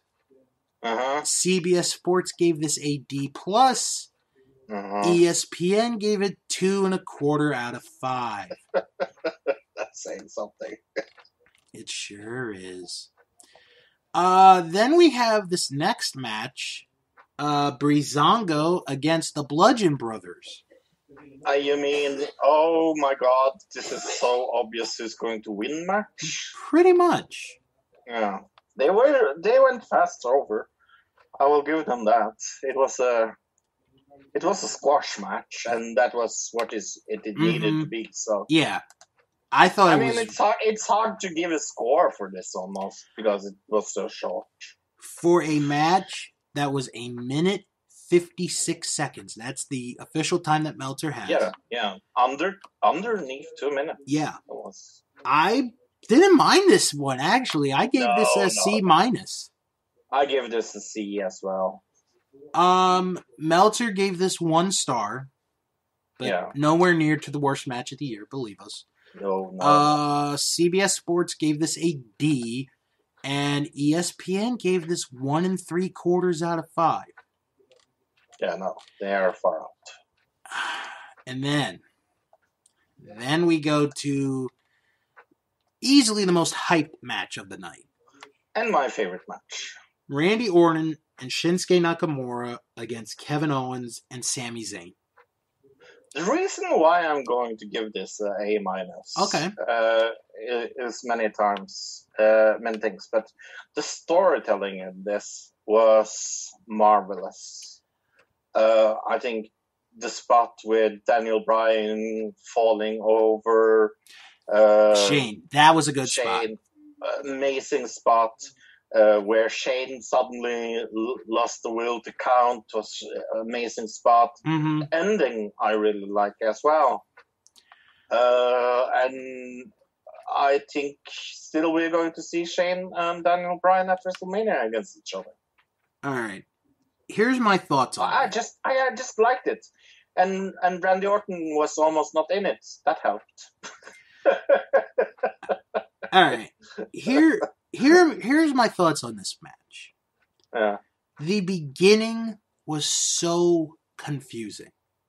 Was it though? I liked the beginning. I understand. Because they needed to do it this way. Like, who's in charge? Oh, I will take this part of the ring. You will take this part of the ring. That part I didn't mind. I think it worked. It was no ho ho ho about it. Like, they needed to do it this way. Once they got that sorted out, right, then the match started to become good. Yeah. And the last 5 to 7 minutes were easily the best part of the entire match. Yes, I agree, but I think the storytelling from the bell rung until they were done was amazingly done. They needed to do it this way, and it gets us to think, oh my god, who is he? Mm-hmm. Whose team is he really on? What is going to happen with Daniel Bryan? We know this is the end of the storyline. We know that.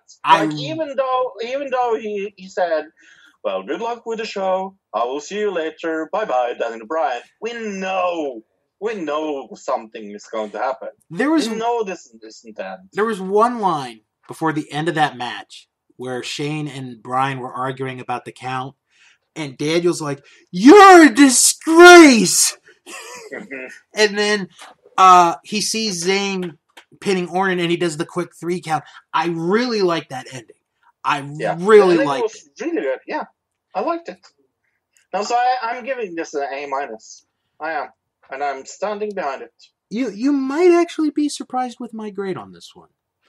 Okay. I gave this a B+. Okay. Because, like I said, once it started going, it got to be pretty good. Meltzer gave this 3.25 stars. CBS Sports gave this a B, and ESPN gave this a 3 out of 5. And then we go to the main event of the show. You mean the shit event? Oh, here's where we're going to disagree. I thought this was amazingly bad. Jinder Mahal against AJ Styles for the WWE title. Oof, what a bad match. Okay, that like I said, this is where we're going to disagree. I guess we're going to disagree because this was so boring. Oh man, we are so far apart on this. So but it's boring. Okay. Here's why I liked the match. Okay. Just like you, with the previous match, I thought it told a good story. The story being, Jinder was prepared this time. He attacked the ribs, and I thought he looked pretty good doing it. Meanwhile, and then when AJ would try to get an offensive move in, he couldn't do it because of the ribs. And the Singh brothers really didn't get involved until towards the end when they needed to. And they did their part. And then when Jinder hit his finishing move, you're like, oh, this is it. Jinder's going to win the title back. And then AJ kicks out, which gets a pop because no one has kicked out of that move since Jinder has done it. And then the fact that AJ finishes the match with the calf crusher, which he normally does not end it with at all, made it different. And he made Jinder tap in the ring, in the middle of the ring.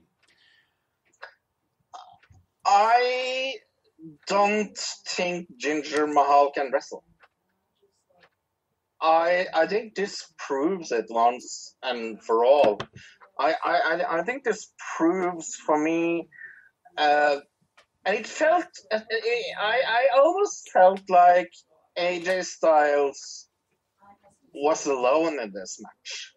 Like you know the term wrestling a broom. Yes. And I felt Jinder Mahal was stiff. He was a good heel against him. It's not the storyline I have the problem with in this match. It's the fucking wrestling. It was.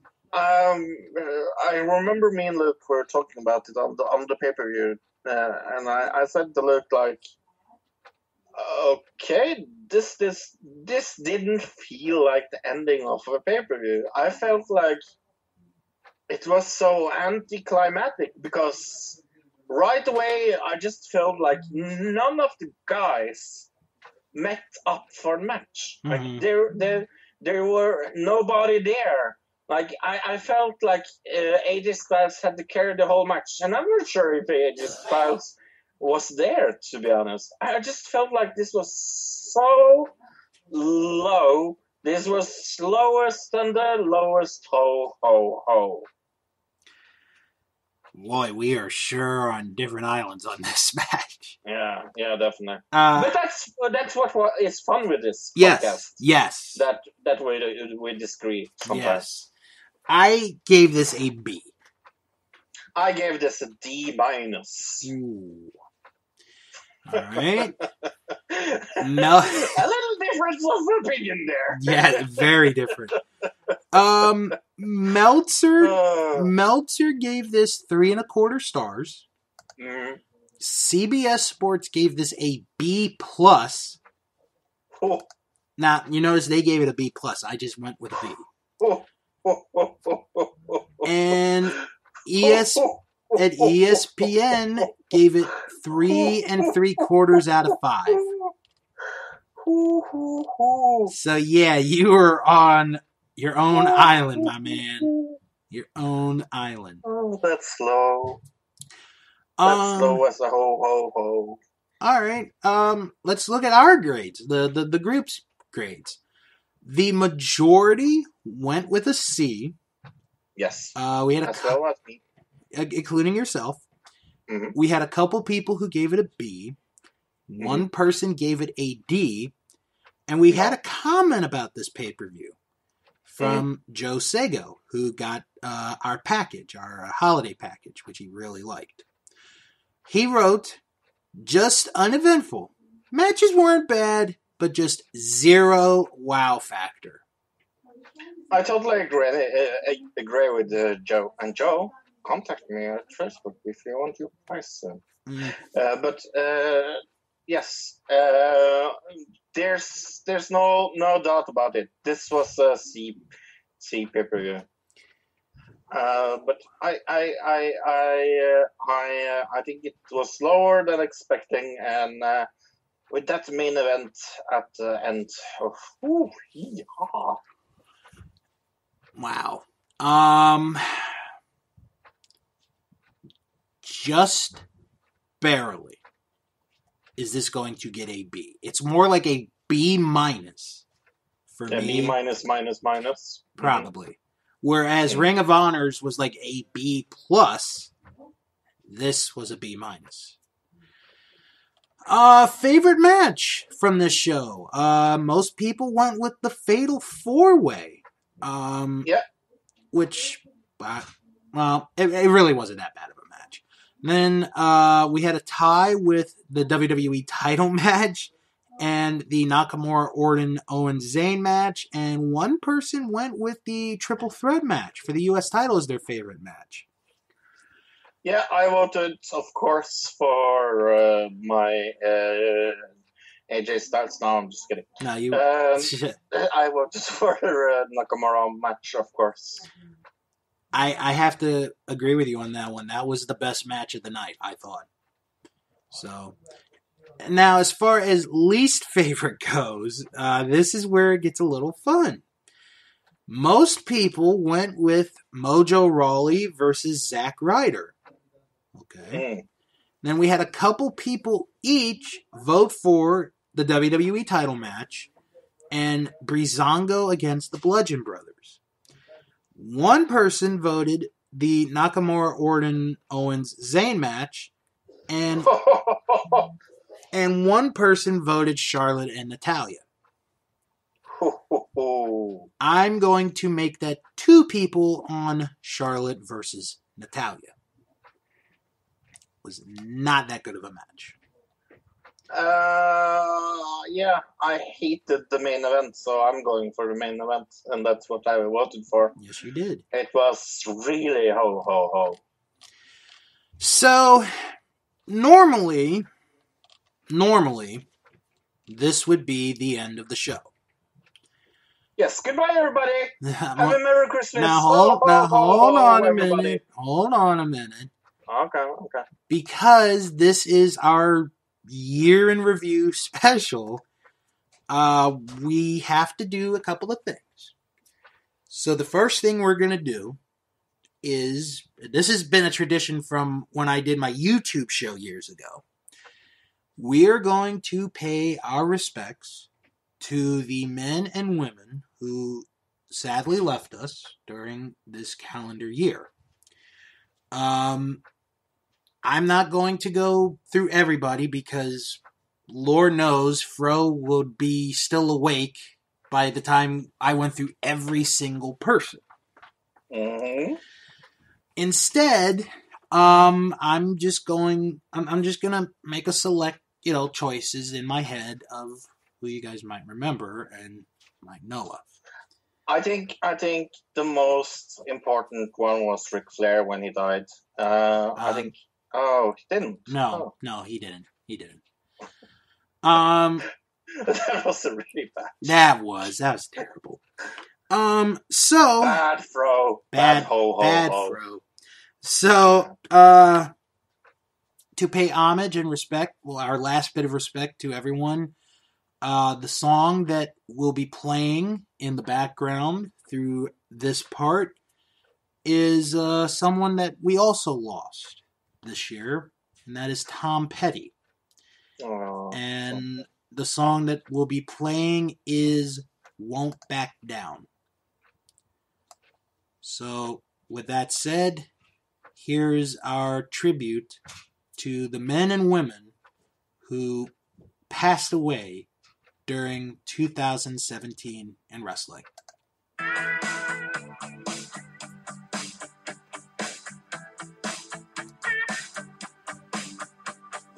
This year, we lost the following people: Rex King, Superfly Jimmy Snuka, Bruiser Bob Sweetan, Chavo Guerrero Sr., George the Animal Steel, the Russian Bear Ivan Koloff, Tom Jones, Outlaw Ron Bass, Dennis Stamp, Joaquin Roldan, Pretty Boy Larry Sharp, Rosie, Brazo de Oro, Hans Schroeder, El Apache,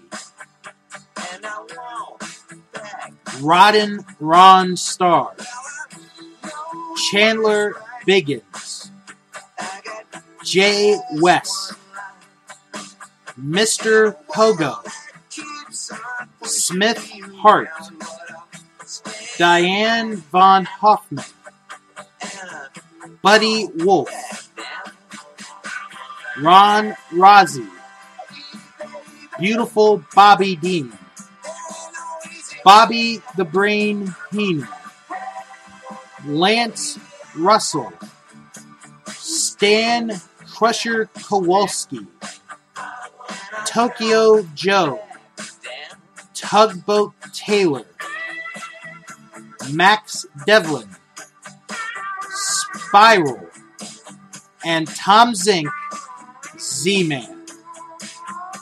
Those are among the many people who left us way too soon in 2017.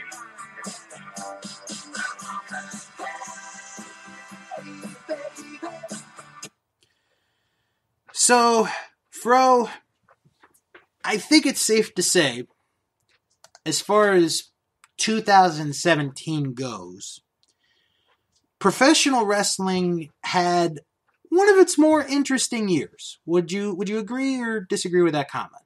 Oh yeah, no. 2017 will go down as one of the best years of WWE. Mainly because they actually did the brand split.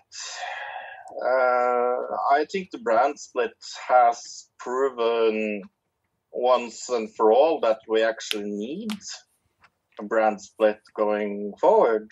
We don't need Raw and Raw Light. Right. There was too many pay-per-views this year.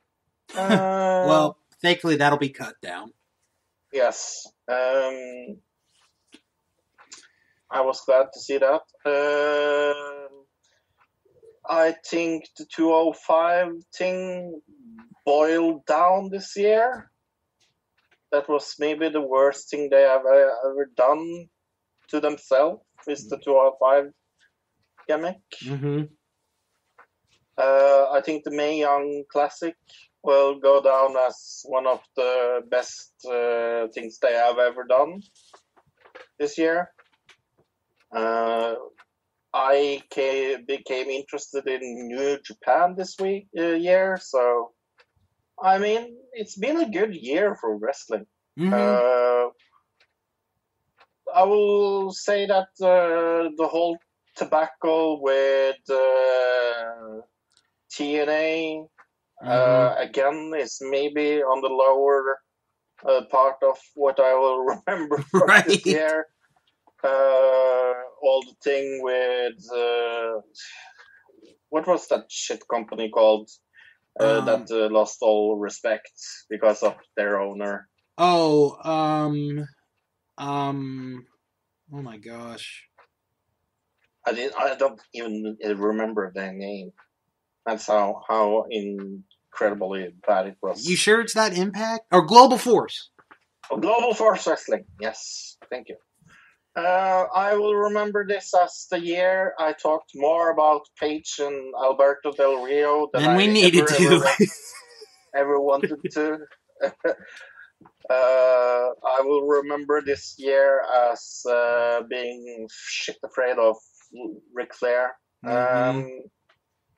No, this has been a great wrestling year. Great wrestling year. I think when we look back at this year, and I'm glad that you touched the different promotions the way that you did. WWE, for the most part, to me, had a very good year for a number of reasons. Yeah, I will say like the last month, December has been shit in WWE. Right. But I think that's more them saving themselves for the big storylines going into WrestleMania. Right. Like December and January is usually the most two boring months following wrestling. It's kind of interesting that it's the lead up to WrestleMania and it's two like most boring things. It's when we get to the Royal Rumble things happens. So we will now have 6 weeks with absolutely nothing on either brands happening, more or less. And we know that, and that's kind of, it's okay that I put it around Christmas because we have other things to be with our families and so on, and being with our ho-ho-hos and things like that. I mean, there's things in wrestling that I will look back on this year as the lowest low. But I think in all in all, WWE had a good year, minus the 205 gimmick. Right. But I think they killed this year. I think this year what they did was they made a star that people actually got behind in Braun Strowman. Oscar. Well, and Oscar too, but mainly Braun Strowman. Oh yeah, Braun Strowman is the wrestler of the year for me. I said that many times before, and I will say it again. I think with WWE, as far as the big pay-per-views go, the Royal Rumble, WrestleMania, SummerSlam, Survivor Series, for the first time in a while, all four of those lived up to them being the big pay-per-views. WrestleMania this year was amazing. Yeah. We just had fantastic matches all year long in WWE, which is amazing to say about WWE, especially with NXT. They had the United Kingdom tournament, which, and let's talk about Britain real quick. What a year for British wrestling.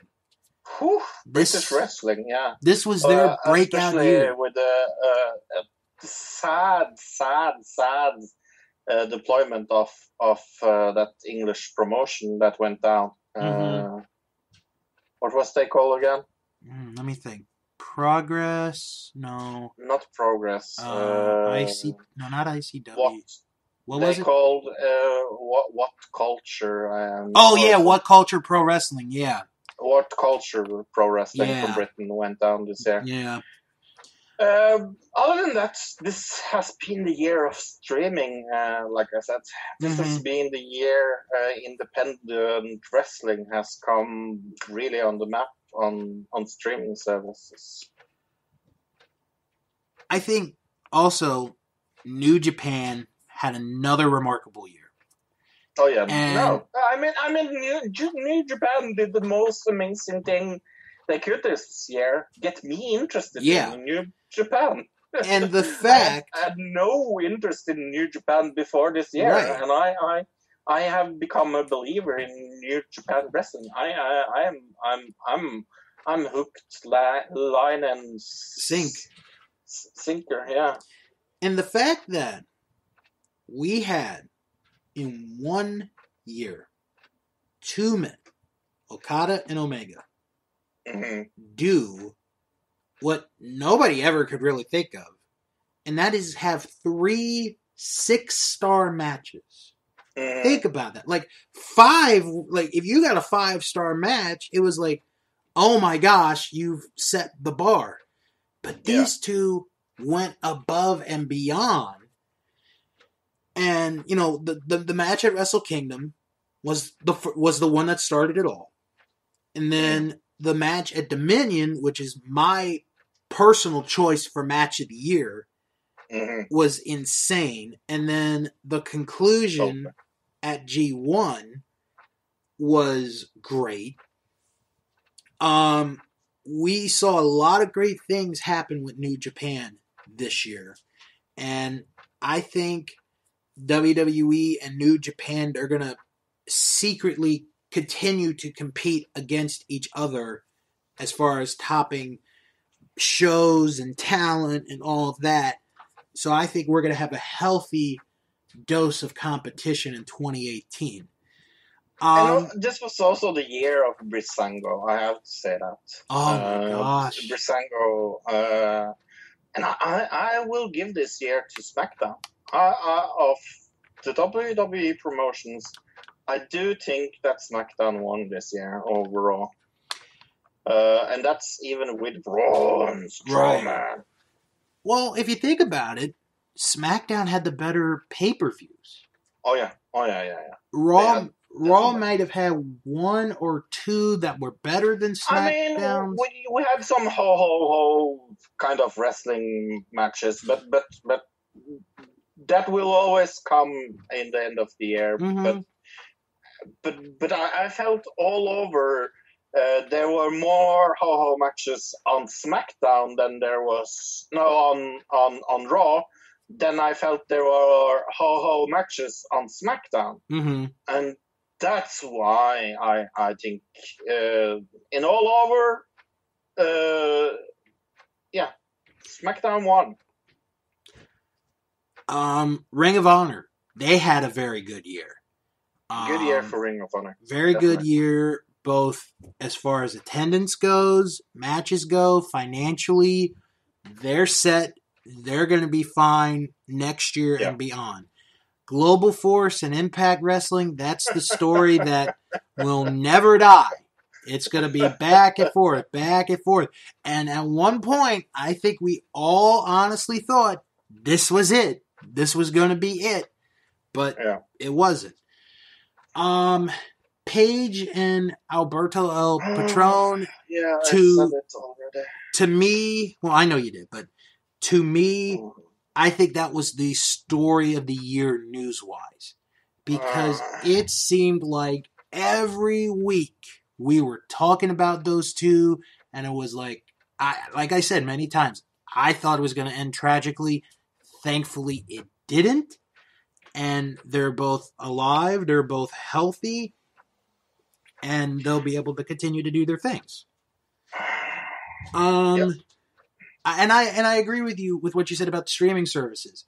This has been such a big year that now more people are going to have the opportunity to see different promotions from all over the world than they ever could. And that could very well be the future of professional wrestling, is streaming services. Oh, definitely. The Ric Flair situation was very scary.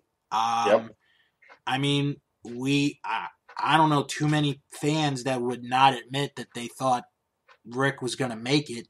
I mean, it looked real grim. I thought we were going to lose to the Ric Flair this year. Yeah.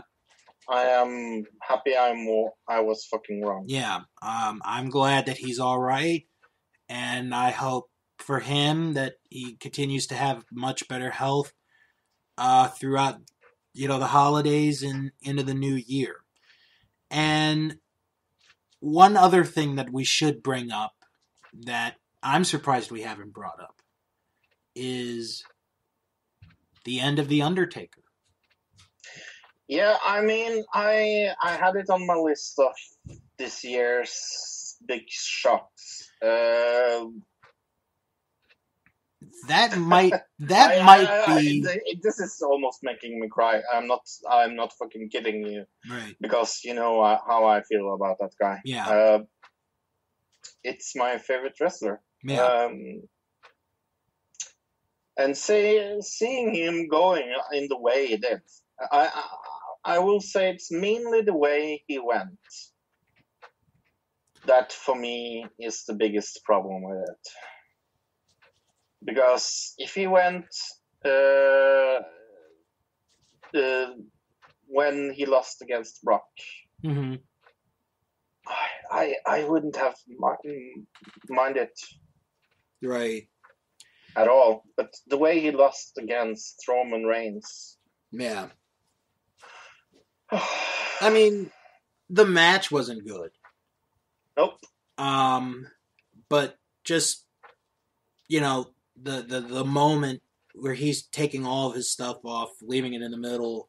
Yeah, no, it was a horrendous match, and it was a horrendous match, but it might have had the moment of the year in wrestling. Yeah, definitely.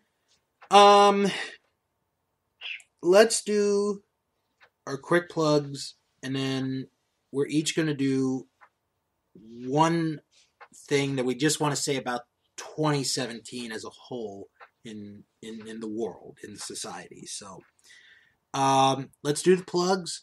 You can follow the show on Twitter. We're at Wrestling Show 11. You can follow Fro on Twitter, believe it or not. Mm-hmm. He's caught up to 2018. I'm finally on Twitter. That's Iskremman. No, Banan Iskrem, sorry. I lied. That's Banan Iskrem on Twitter. And you can follow me on Twitter at House of Bill. Join our Facebook group. It is That Wrestling Show Fan Group. Just type that in the search bar. You are right there. And if you can't find it, it's okay. Just click on the link in the description box. You are right there. Don't forget to check out the website, thatwrestlingshow.com. And please visit the Patreon page, patreon.com/Bill's World of Podcasts. We got a loaded 2018 to start off.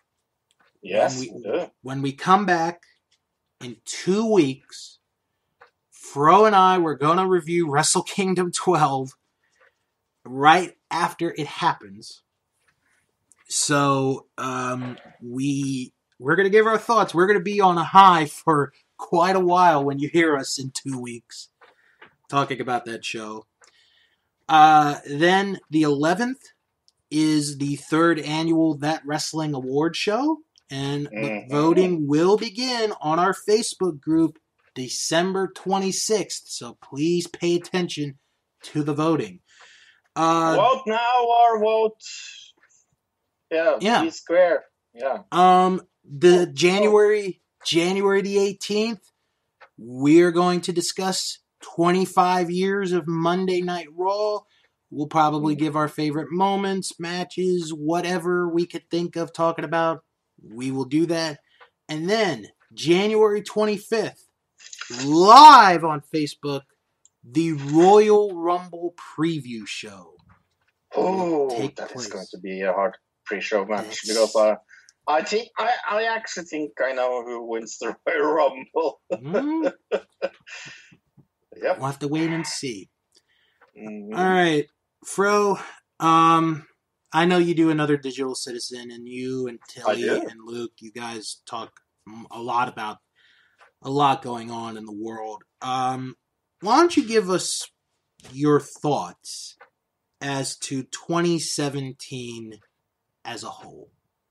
Oh, Jesus. Thank you for giving me that curveball. 2017 has been one of the best years for me personally, mostly because I met my amazing girlfriend Margaret. But No, this has been a great year for me personally. I think we did a lot of another digital citizen episodes that I was satisfied with. I think we accomplished much. If you listen to last week, we discussed the worst and best movies of the year, and you can hear how much I hated Star Wars. Yeah, 2017, a lot of terror, Mm-hmm. but a lot of Donald Trump. But That's going to be I the same think, for 2018 and 2019. yeah, terror attacks and Donald Trump. But for me personally, it's been the best year of my life because I met Margaret. So what can I say? I can't complain. My vote for best movie of the year, by the way, Wonder. Absolutely fantastic movie.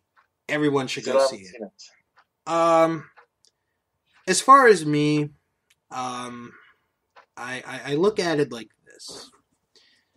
For me personally, the beginning of the year was not that good. I lost a couple of friends who passed away. But things started to get going, and it was for the better. Fro came onto the show and added new life to this show. Ah, thank you. No, I mean that. I mean, I know you know. Because it's hard to do a podcast by yourself. Believe me, it is. But Podcast all alone is boring. Well, depending on the topic. But Fro has been so dedicated and so loyal. I mean, guys, you don't know what he's had to sacrifice to put up. Changing Thursdays to Wednesdays to Thursdays, having to deal with my nephews on occasion. But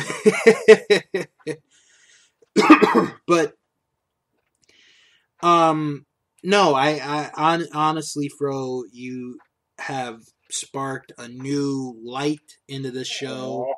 I mean, it was never going to be canceled, but thank you, Bill.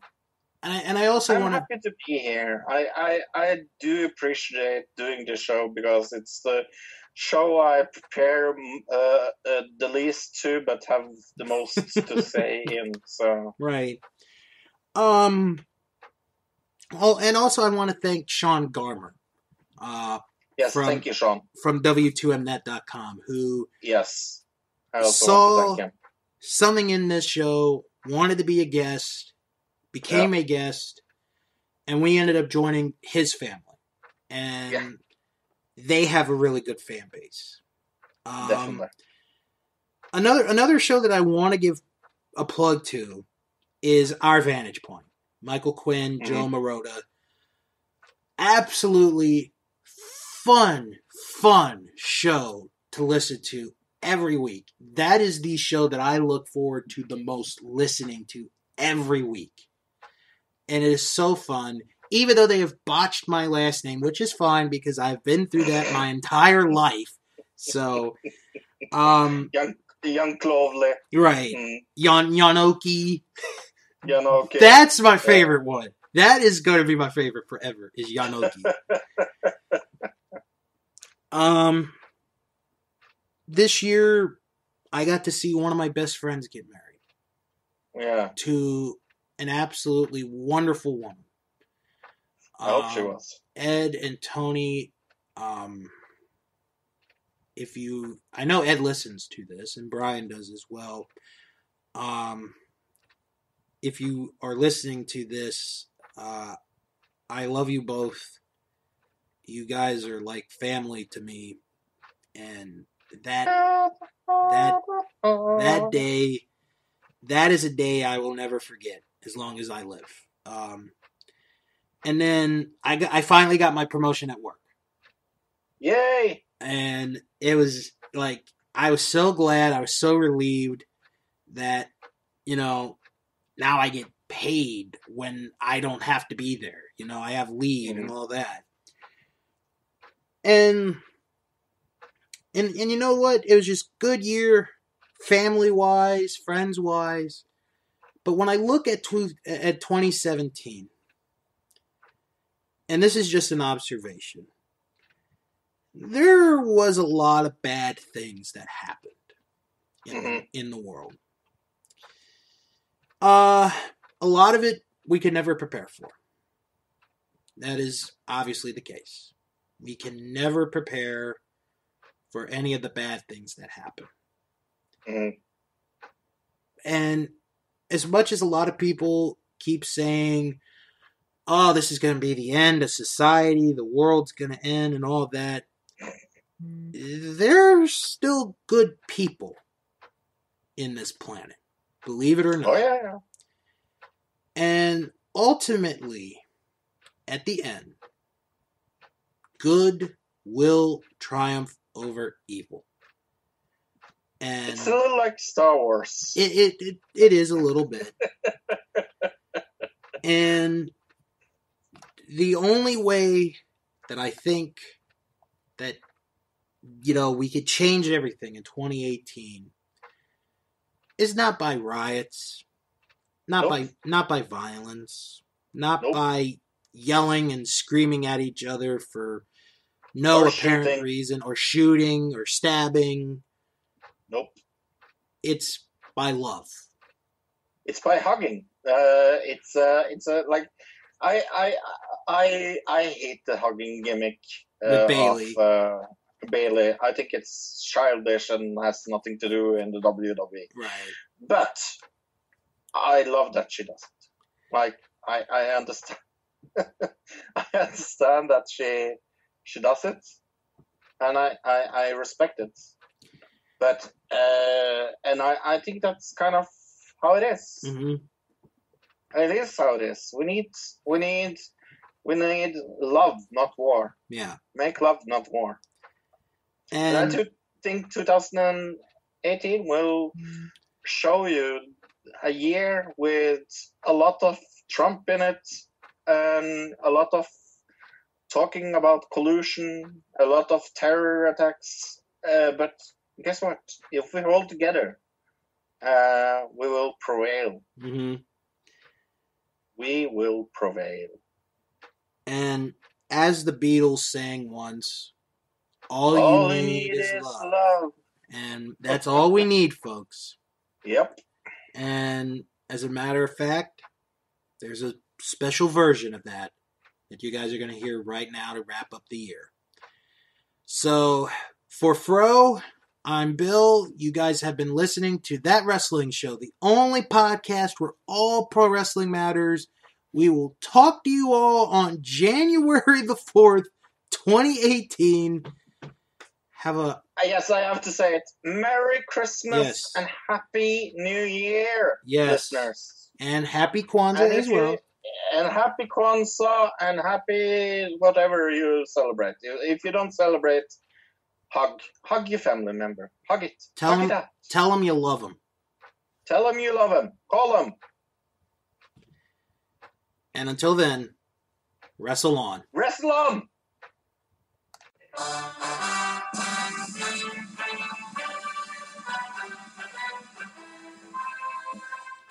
Love, love, love. Love, love, love. Love, love, love.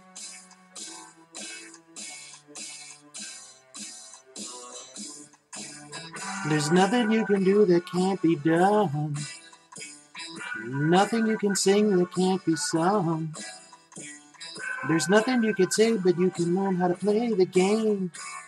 It's easy. There's nothing you can make that can't be made. No one you can save that can't be saved. There's nothing you can do, but you can learn how to be you in time. It's easy. All you need is love. All you need is love. All you need is love. Love. Love is all you need.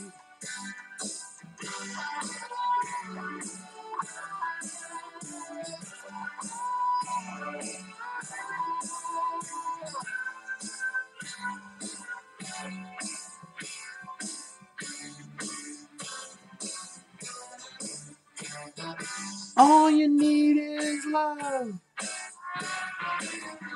All you need is love. All you need is love. Love. Love is all you need. There's nothing you can know that isn't known. Nothing you can see that isn't shown. There's nowhere you can be that isn't where you're meant to be. It's easy. All you need is love. All you need is love. All you need is love. Love. Love is all you need. All you need is love. All together. All you need is love. Everybody.